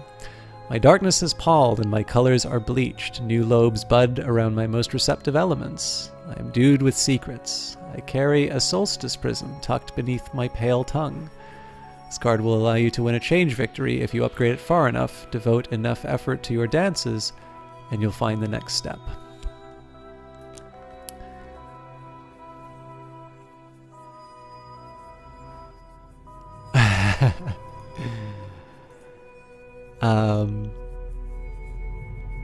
I feel like I shouldn't encourage that, Ego Karen, but I always like hearing the morning routine.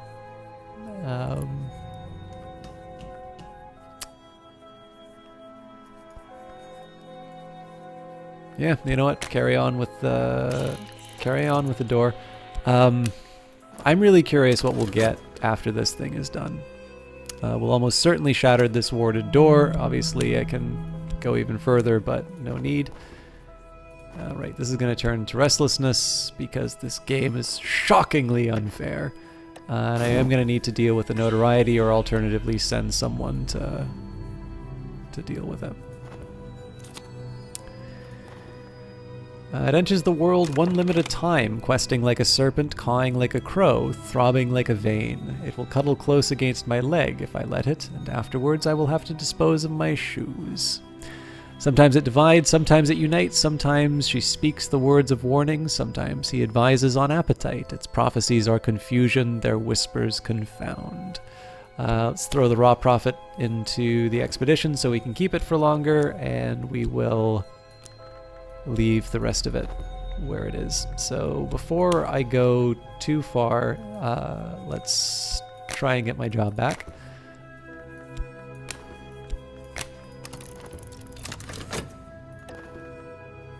All doors must open, as all lives must end. This door has found its end here today. So, yeah, we'll see what this ship gives me. I might actually head back. I don't know, what would you guys feel if I took some time on my own? Actually, you know what, I could probably record this. I might take some time on my own and just record for a VOD. Like me doing the old expeditions, just to make sure that I haven't missed like an intermediate. Because like obviously, so there's some people who will be able to teach me. I'm caught in a little bit of a dilemma here because there's some people who will be able to teach me some languages which will unlock these books, which include a higher level Nock. But then if I want the higher level Nock, I'm going to need to I need to summon someone to get me the added language, or I need to. There's you can get the languages from some places in the Mansus, but basically, what I have at the moment is I've got some fairly powerful lore for certain aspects, but for the things that will really give me access to more creatures, the things that should be sort of replacing disciples, in its current form, I really don't have access to a lot of Nock. I actually think my best way of generating Nock is off of my disciples, shockingly enough. And it's pretty clear that that's not gonna cut it. So, anyways, no further along my path of change. In the movements of the secret forms, I must find my lesson. I don't think I'm too worried about despair. I think in this case I'm going to work at the gaiety again right away. And with luck, I will get an opportunity to spend the restlessness, but let's carry on for now.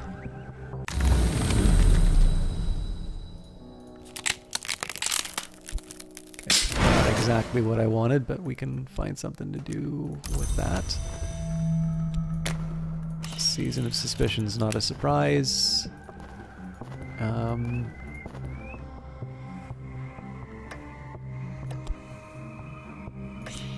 We will be rid of this notoriety in time, but we'll have a fresh one to take its place, so not great. I should be able to deal with this restlessness if it comes down to it.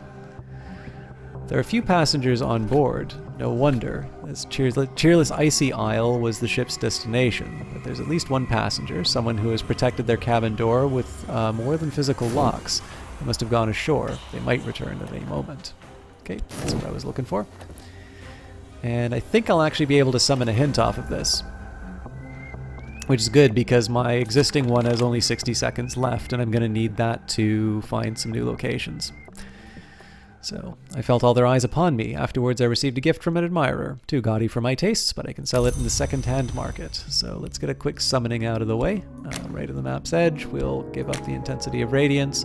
Let's get Neville to... Whoa, what am I doing? That's got to be the sunset rate if I want to bring in a Neville.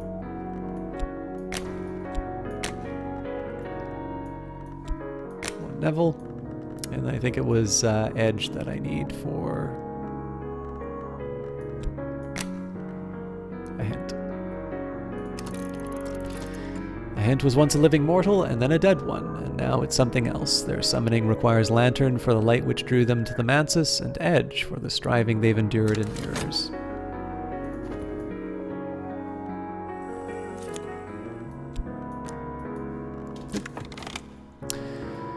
We empty the luggage, upend the books, shake them, turn pictures to check the backs. We find clothes, tickets, maps, nothing out of the ordinary, although there is a curious translucent material like a sheet of snakeskin draped over a chair back. At last, when we slash the mattress to search its stuffing, we find a little collection of ivory scroll cases. So, I could obviously try and send one of my heart followers to deal with the notoriety, but...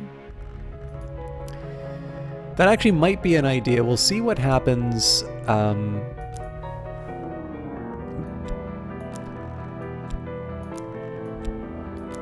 Maybe we'll see what happens. Like if they take the Mystique. Oh no, they won't take the Mystique because the notoriety is available. So you know what? Let's try and get one of our heart followers to deal with the notoriety. Okay, so we've got the Incandescent Tantra. That'll hopefully be helpful with the Forge. Michael Blockley, an eccentric iron magnate, was fond of quoting from this tantra. Blockley died in a factory fire. The Leonine Tantra. The most notorious translation of the Leonine Tantra, Ashley Phillips, is listed as the translator, but their existence is explicitly denied in the prologue. This confusion of its characteristic books, which mention the great hooded princes. The Five Circle Tantra. The one known extant copy in Western Europe was stolen from the British Library in 1892, when Harvey Hattington confessed to the crime and claimed to have eaten it with butter and garlic in a moment of ungovernable whimsy. And finally, the Ceaseless Tantra. The avant-garde choreographer Nicholas Carryle supposedly incorporated this tantra into his menacing ballets. Lots and lots of goodies. Okay, well, let's get the most out of our time. So let's hunt for treasures in the Rending Mountains. Let's also take Clovette on... I don't think I can bring the notoriety in it. I think I have to do cult business. So... there we are. Not everyone is sympathetic to our aims, but my Tarantellist is popular everywhere. If we have problems with a reputation, they can almost certainly smooth them over.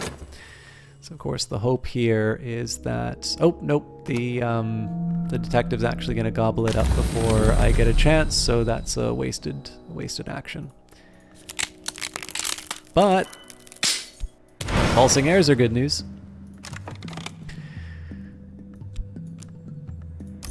So this might be the last thing that I do. We'll wait the 43 seconds, and I want to see how far I can get with. I want to see how far I can get with the Ecdysis Club.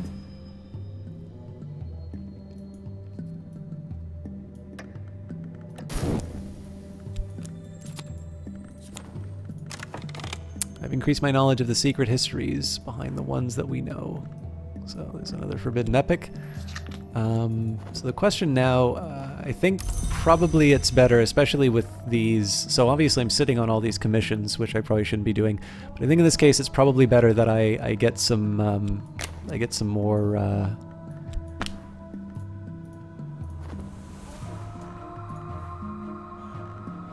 Oh, I think it's probably better that I try and get some of these gaps filled in. And what I think I'll do is I'll translate all of them and then I'll just research them one after the other on the odd chance I get something like erudition or that. If I do wind up getting erudition, a lot of erudition and glimmering, I might just bump up the forbidden epics.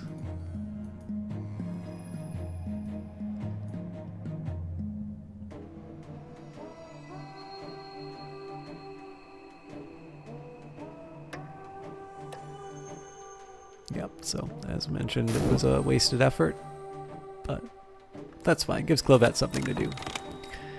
The Hinter do not indulge themselves with showy entrances. A living gaze can shatter them. I know it's here, and that's enough for now.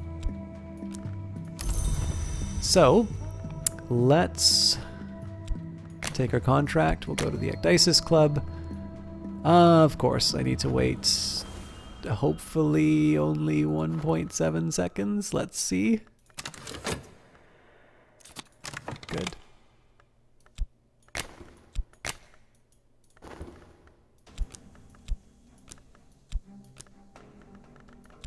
Once more with feeling. Okay, so obviously we'll throw as much health as we can. New heights. Cool. Tonight Sulachana herself comes to costume me in feathers. I never went higher than this, even in the old form, she admits. My route to the house was something different in the end. She squeezes my hip approvingly. This close, I can see her teeth, hooked like a serpent's. But I think you'll go all the way. Time, I think, to warn my sisters you're coming. Now get out there and impress. The manses is all well and good, but I still intend to get paid.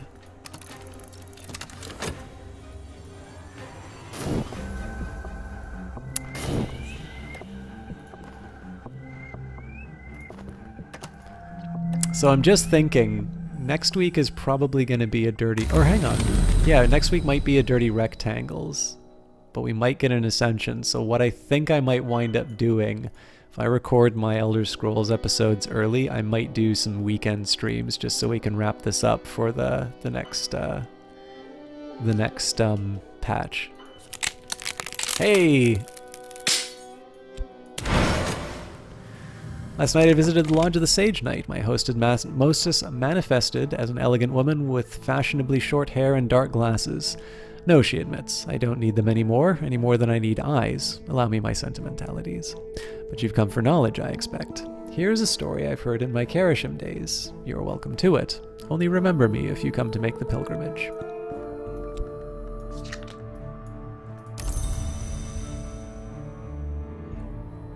You don't need to encourage me. Your body and brain do a real good job of that after 10 years. Oh dear.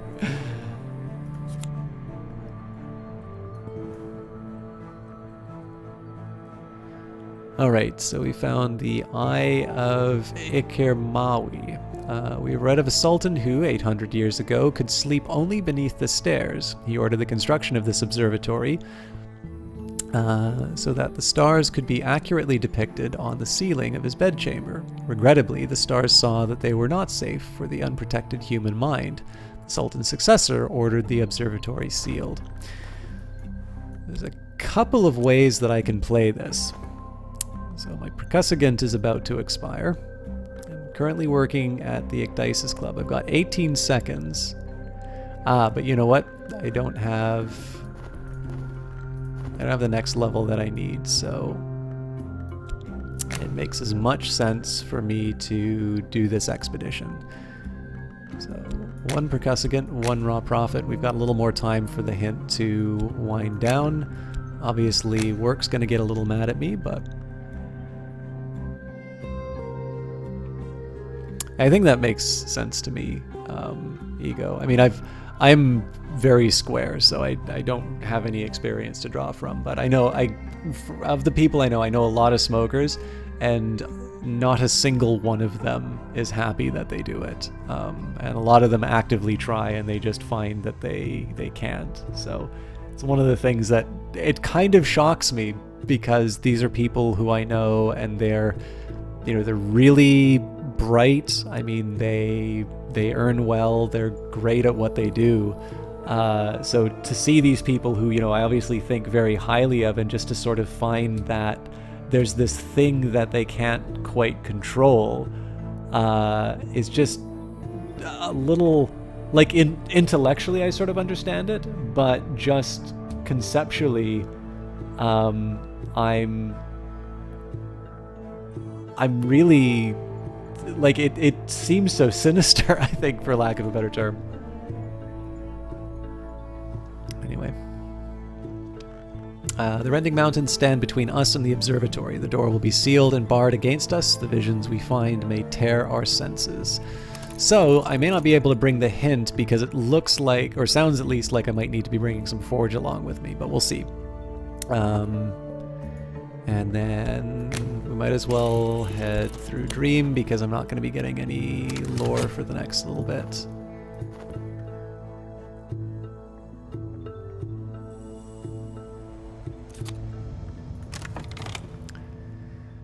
Alright, so we've got the Incandescent Tantra, which I really kind of want to read right away, but I also know I'm kind of I'm wrapping up for the night, so if I get these out of the way, then I just have a stronger start the next time I do this. Or at least it's the only one that made you an addict, except for your medication. I just gone through withdrawal, believe me. 40... Oof. Optimism is the spice which saves. Okay. So there's nothing really for me to talk with Sulochana about now. I guess I can preemptively send out Sylvia to deal with the evidence.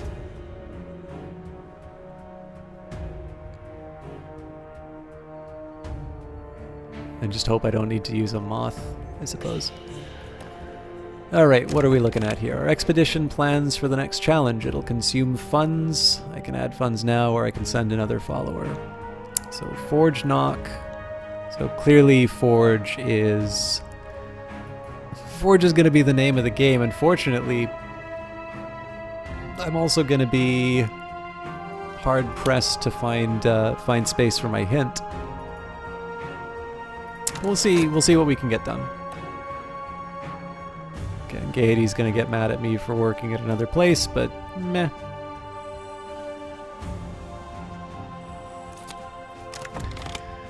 There are only 11 watchers seated here tonight, 3 men, 3 women, and Mr. Agdistus. They are to take their payment. I dance to the music of a 7-holed cedar flute of unfamiliar design, and the musician is Sulochana herself. The skylight is open, the night is cold, but I dance myself beyond that. When my other self ascends into the night, the audience do not applaud, they only murmur in assent. Yet another scar, my wandering heart strained, my arteries sing, my veins burn. I cannot push myself any further.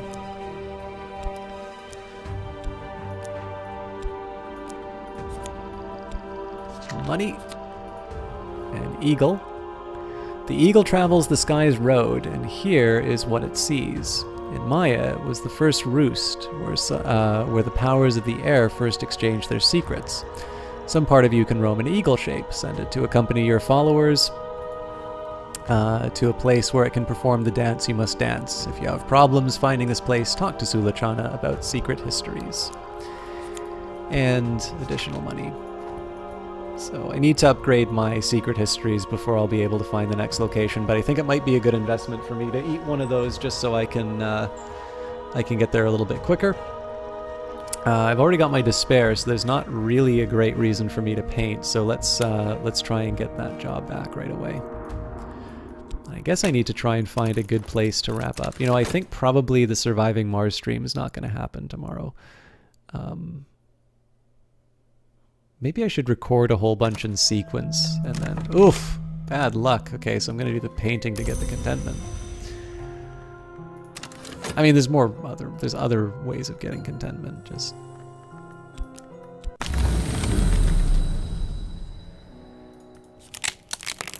Well, better than fascination, I suppose.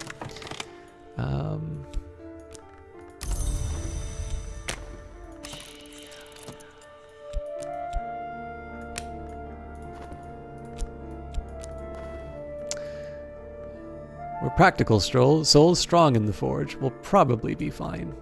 I don't like probably. Valsine. Our forge skills represent plenty of expertise. We'll almost certainly make it through. Maybe we'll just see this expedition through. I don't know, we'll figure it out. And then let's take the no. Oh, did he fail? I should have read this. See, this is a great way that it... Oh, hello. Okay, no, it's not working. This is a great way of... Oh, interesting. I can't interact with the table at all. Current session corrupted. Saving halted to protect your saved data. A pair of error report save files before and after have been created. If you continue without saving, then it may recover, but we recommend reloading.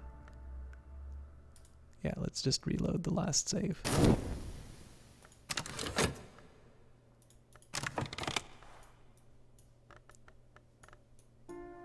That's the first time I've encountered that.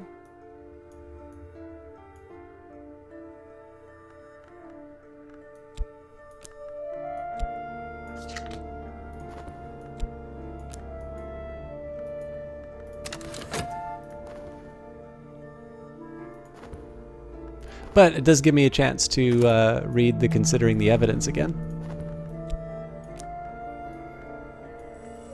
But yeah, I was gonna say that's a great example of a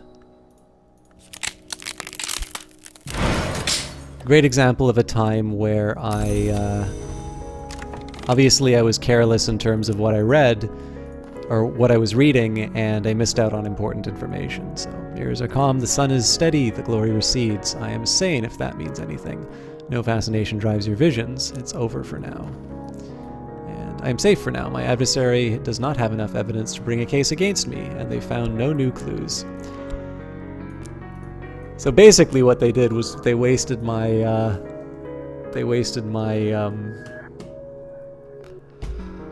words, my heart followers' time.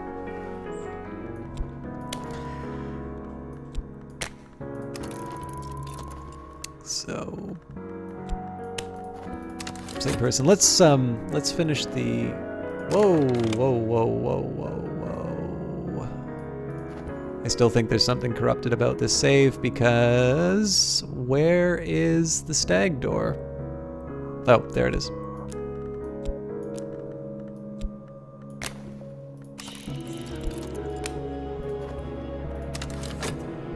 Did I get a new riddle? Okay.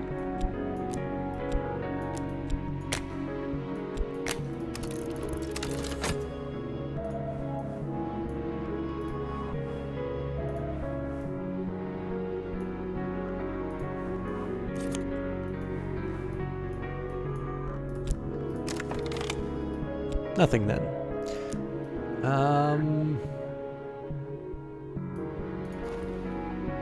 We are going to generate another notoriety from the expedition, so I don't really know if this is worth it, but then again, I don't have anything else to do with my talk. So, Dorothy, you are on cult duty until further notice.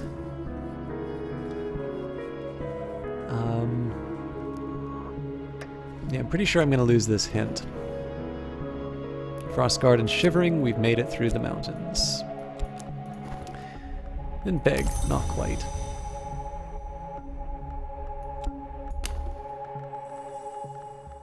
You know, I don't really want to go back to the Gaiety if I can avoid it, just because I have less health.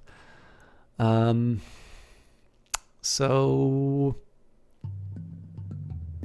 Oh. Should have been obvious.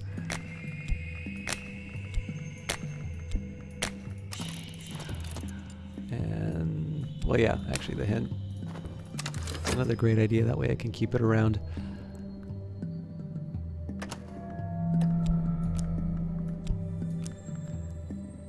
Oh, damn it. Sorry, I wanted to bring the mystique in, not the notoriety. Okay, so I'm gonna have to need to put money in at some point.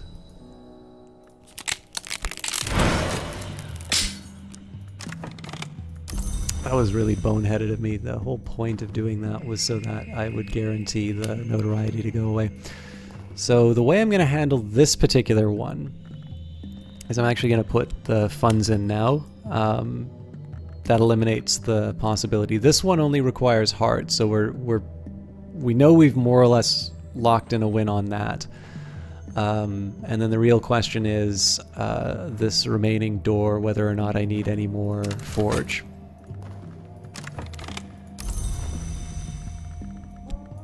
One more Sanskrit text.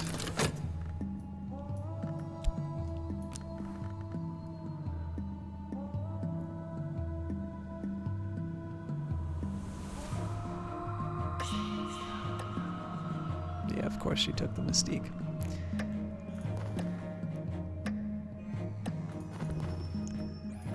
Almost certainly shatter this warded door, and adding another body doesn't fix that. So let's just add Leo right away. That's my vitality. I may yet earn a living from this, but nothing is certain. Okay, well, at least there's some contentment.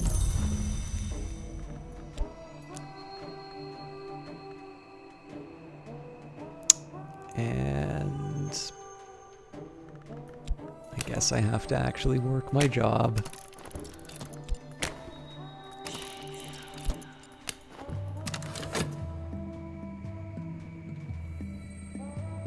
I suppose in the worst case scenario I can double this up into nope, not doubling it up now.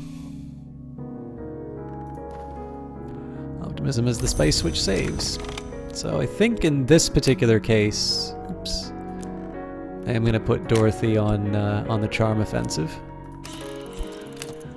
and then we got to find a way of dealing. Okay, well that's taken care of.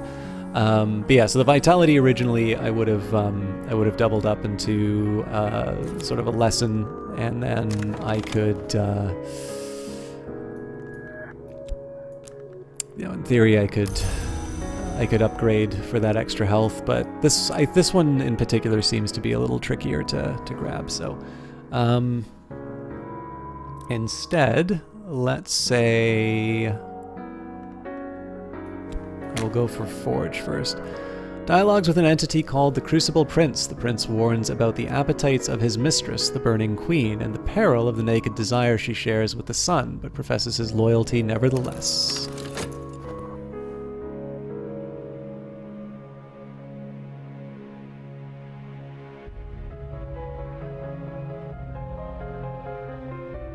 So obviously I gave myself an extra notoriety for no reason, because I clearly decided that sacking the hint was enough. I don't have restlessness, do I? But, you know, it's not insurmountable.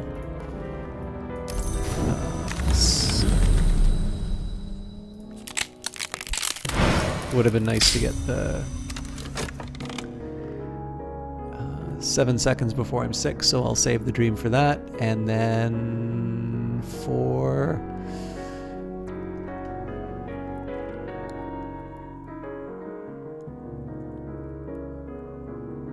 I'm actually trying to think what I want to do with my work slot.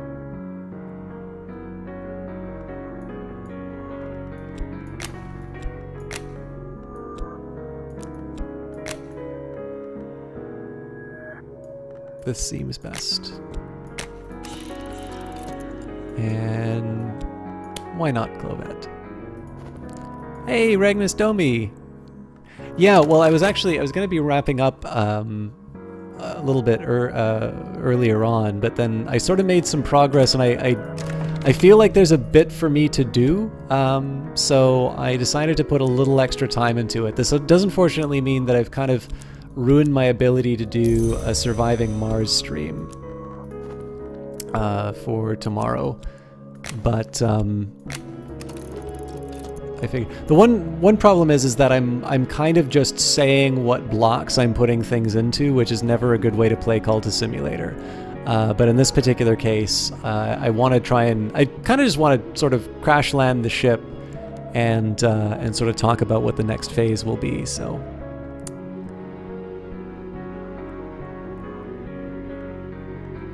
That's exactly the reason you were late?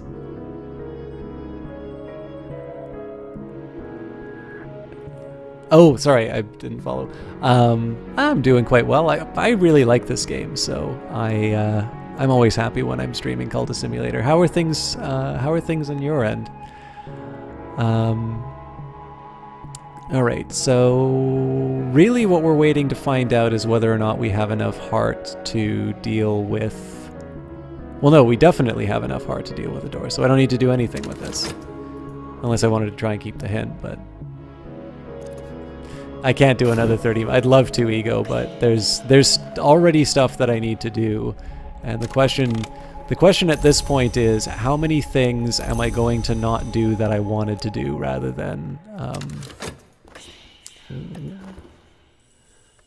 we will spend money on new paints, as is our way. At this point, it really is just trying to navigate which of the promises to myself am I not going to keep. A right which changes is necessarily a right which destroys, but a great change requires a destruction of savage extent. So we've got the Khalidate Invocation. The names of the Forge have all spoken these words. Use a right with knock to influence knock influence at a bone flute or other resources of equal power to summon a Caligine. So again, I'm faced with this rather nasty try. At least this one, if I break it down, I get directly what I need.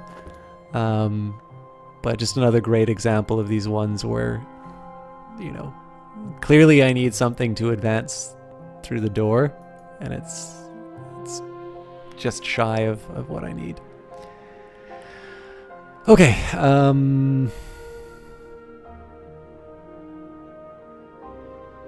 kind of feel like out of all of these options,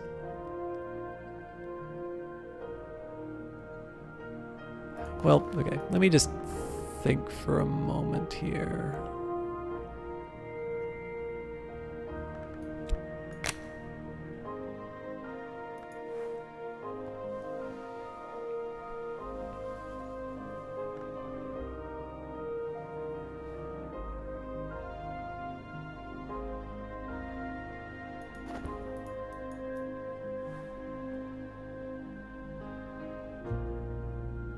The only one that I have 3 of is the winter.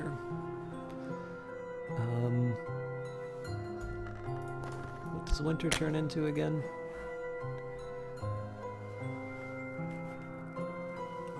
Winter turns into heart.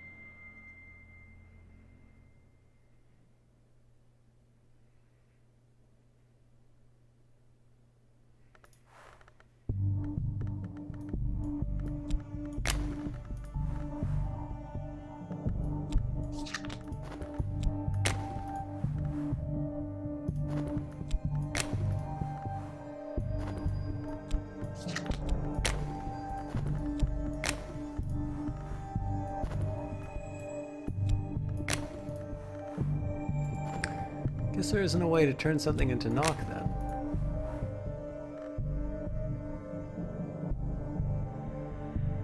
Oh, study with a lore fragment of the same level, accept secret histories to upgrade to a higher level knock lore, or study with reason. Well, don't I feel dumb? Because that was something I constantly ran into in the alpha that actually created a lot of irritation for me.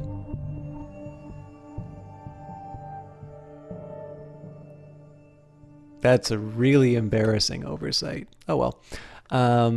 Once I nullify this notoriety, no one understands us, or else they understand us too well.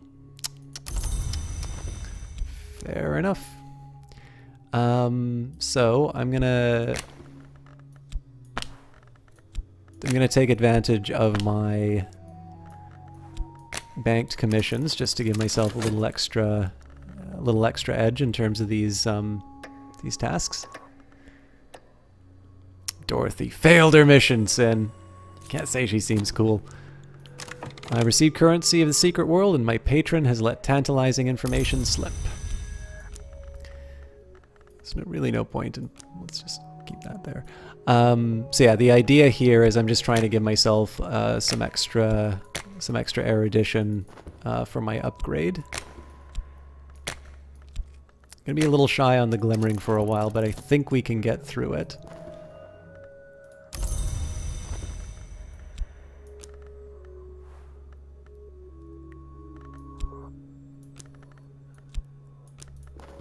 Of course, we've got a season of suspicion coming up. We're hosed. I'm just gonna take my lumps and leave it at that.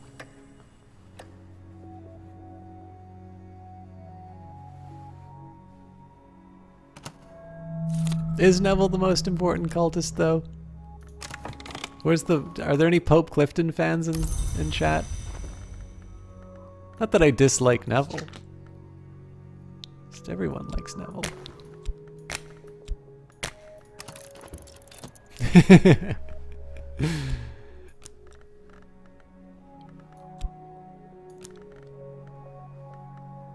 Sin is not putting up with my nonsense tonight. January 22nd, Captain Shield.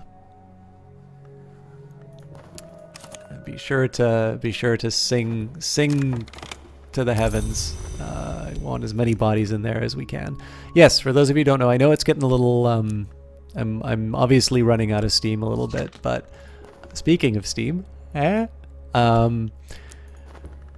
we will be doing Cultist Simulator 22nd on the Steam site. It'll be the first time I've played any of the new content for the new patch that's coming out. I believe it is a free patch that is being released, and it will have sort of the new hard mode.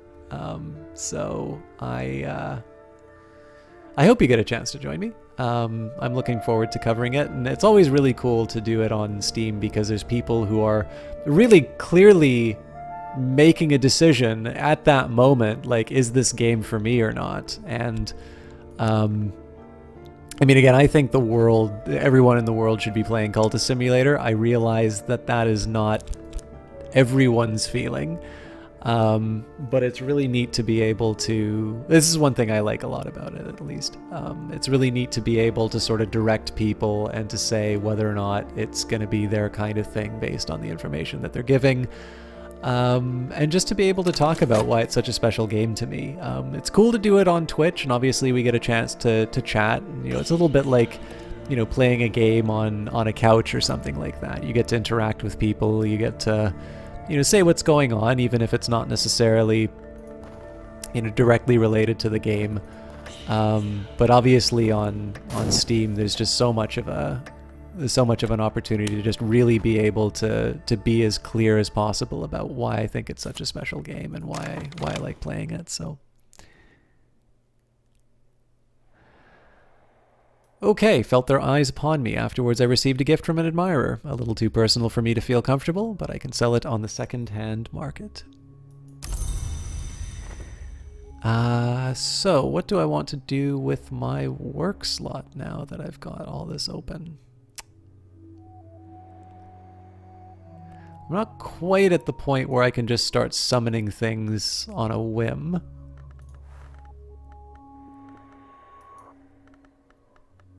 I'm also at a point where I don't necessarily always want to go to the Gaiety Theater on Reflex.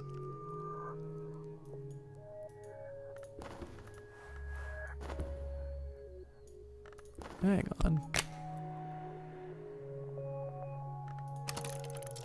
Let's see what this does. Follow my desire wherever it might lead. Out for the evening. January 22nd. So... week after next.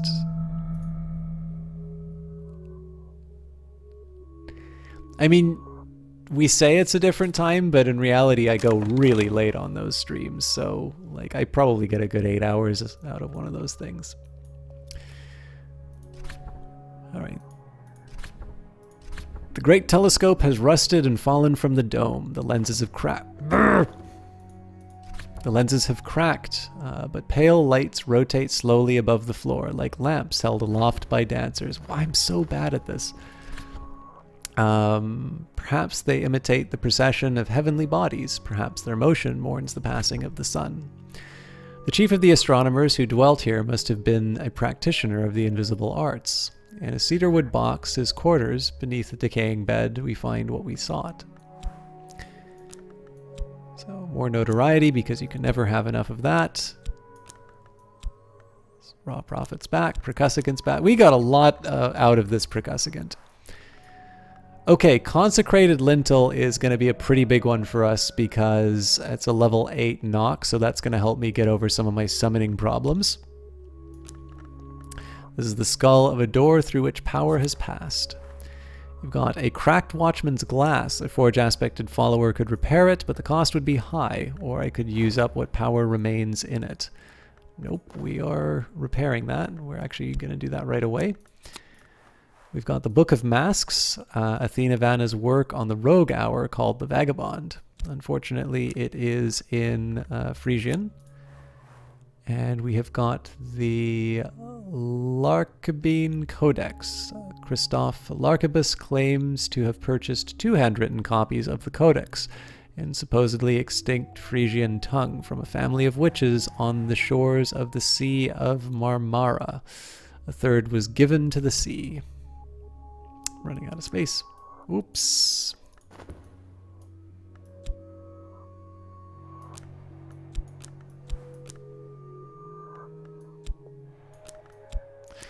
Okay, so let's start with, Tristan, you don't get enough respect, so we'll get you to work on the cracked watchman's glass. Not a lot I can do with exploration right now. I don't even really have, so, I mean, if I wanted,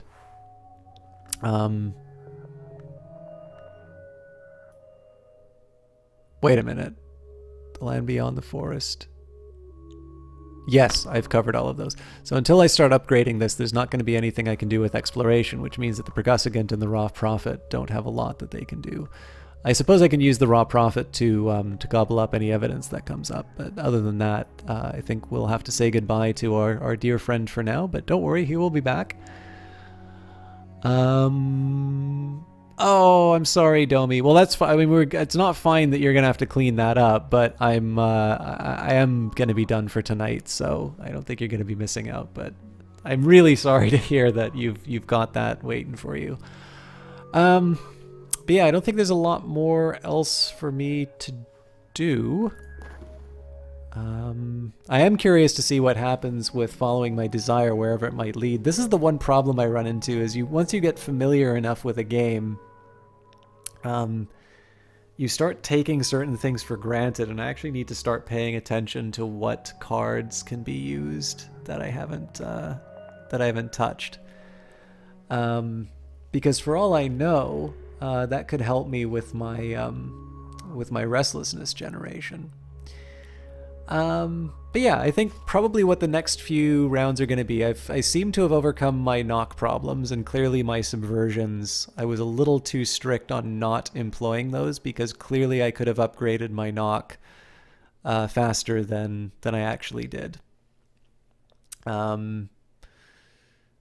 So there's that. I should probably read the remaining 2 books, just to get those out of the way. Well, no, actually that doesn't make sense because I've got so much erudition and glimmering right now. But I think we'll maybe upgrade I'll maybe upgrade a knock just so that we can have that. And then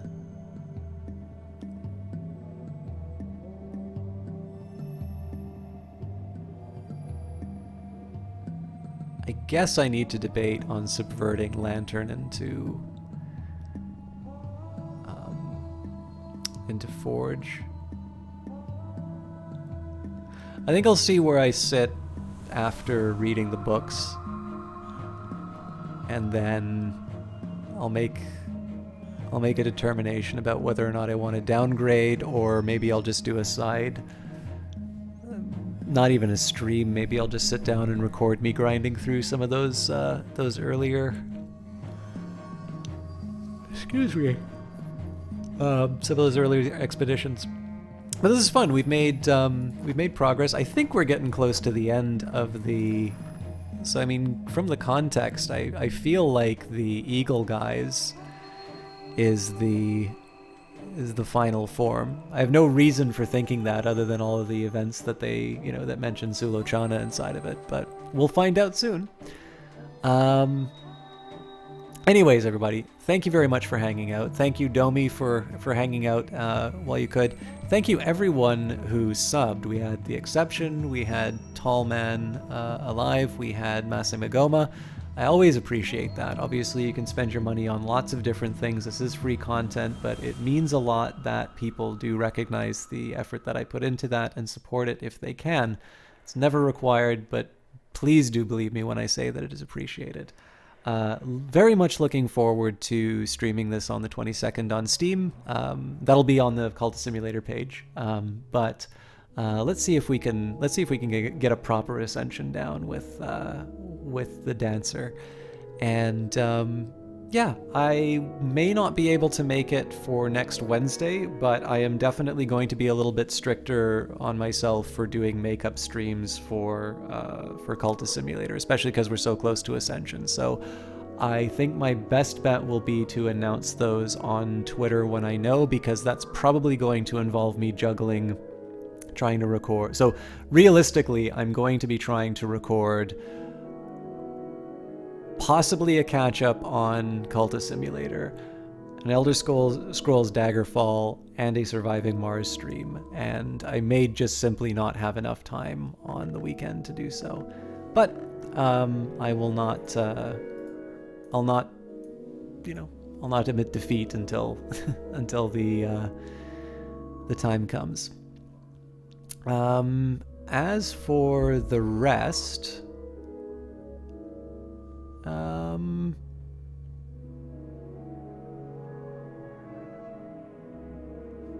Let me just take a quick second to see who's online.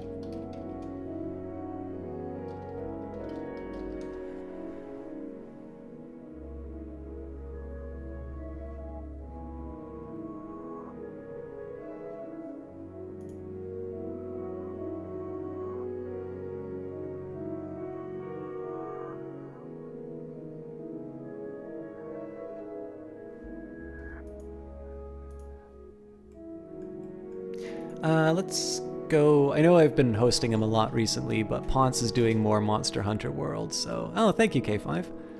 I think most of you are pretty familiar with him. Ponce is actually really good at games like Dark Souls and such, so it's neat to see him approach Monster Hunter World without really any prior knowledge on it. Very relaxed streamer, definitely very laid back. If you haven't checked him out, I do encourage you to do so. You can feel free to put the raid message in there because I do know him reasonably well. But yeah, I hope you guys enjoyed this, even though obviously I kind of fell back into my chattier habits. I think that's probably not really going to change. But we will be back for... Yes, that's right, Ego Karen. But yeah, I think... I'll definitely do a couple of... I'll try and push as hard as I can on getting a proper close off on Cultist Simulator. Looking forward to doing it on Steam. Looking forward to doing it for you guys. I will let you know as soon as I have some definite plans in terms of some extra streams going in.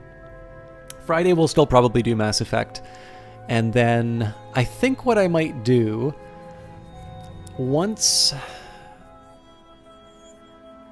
Once I'm done the stream on the 22nd, and hopefully we'll wrap up Mass Effect 2, I think what I need to do is have a sit down and think about the current schedule. Because in one sense I kind of like having a different game every day, but I feel like I made a lot more progress in general. It's not just the idea of like doing games sequentially, but I just sort of feel like I got through the games quicker in terms of a total count of days. when I focused on one. I'm thinking of good ways to try and accomplish that. That's probably something that I would be better to think about when not not live. So I'll leave you with that. If you're on the stream, I'll see you in Ponce's. If you're watching on YouTube, thank you for making it to the end. I always do get to see those details. And I am surprised at the number of you who actually stay and watch, but I appreciate it. And until next time, have a good one, guys.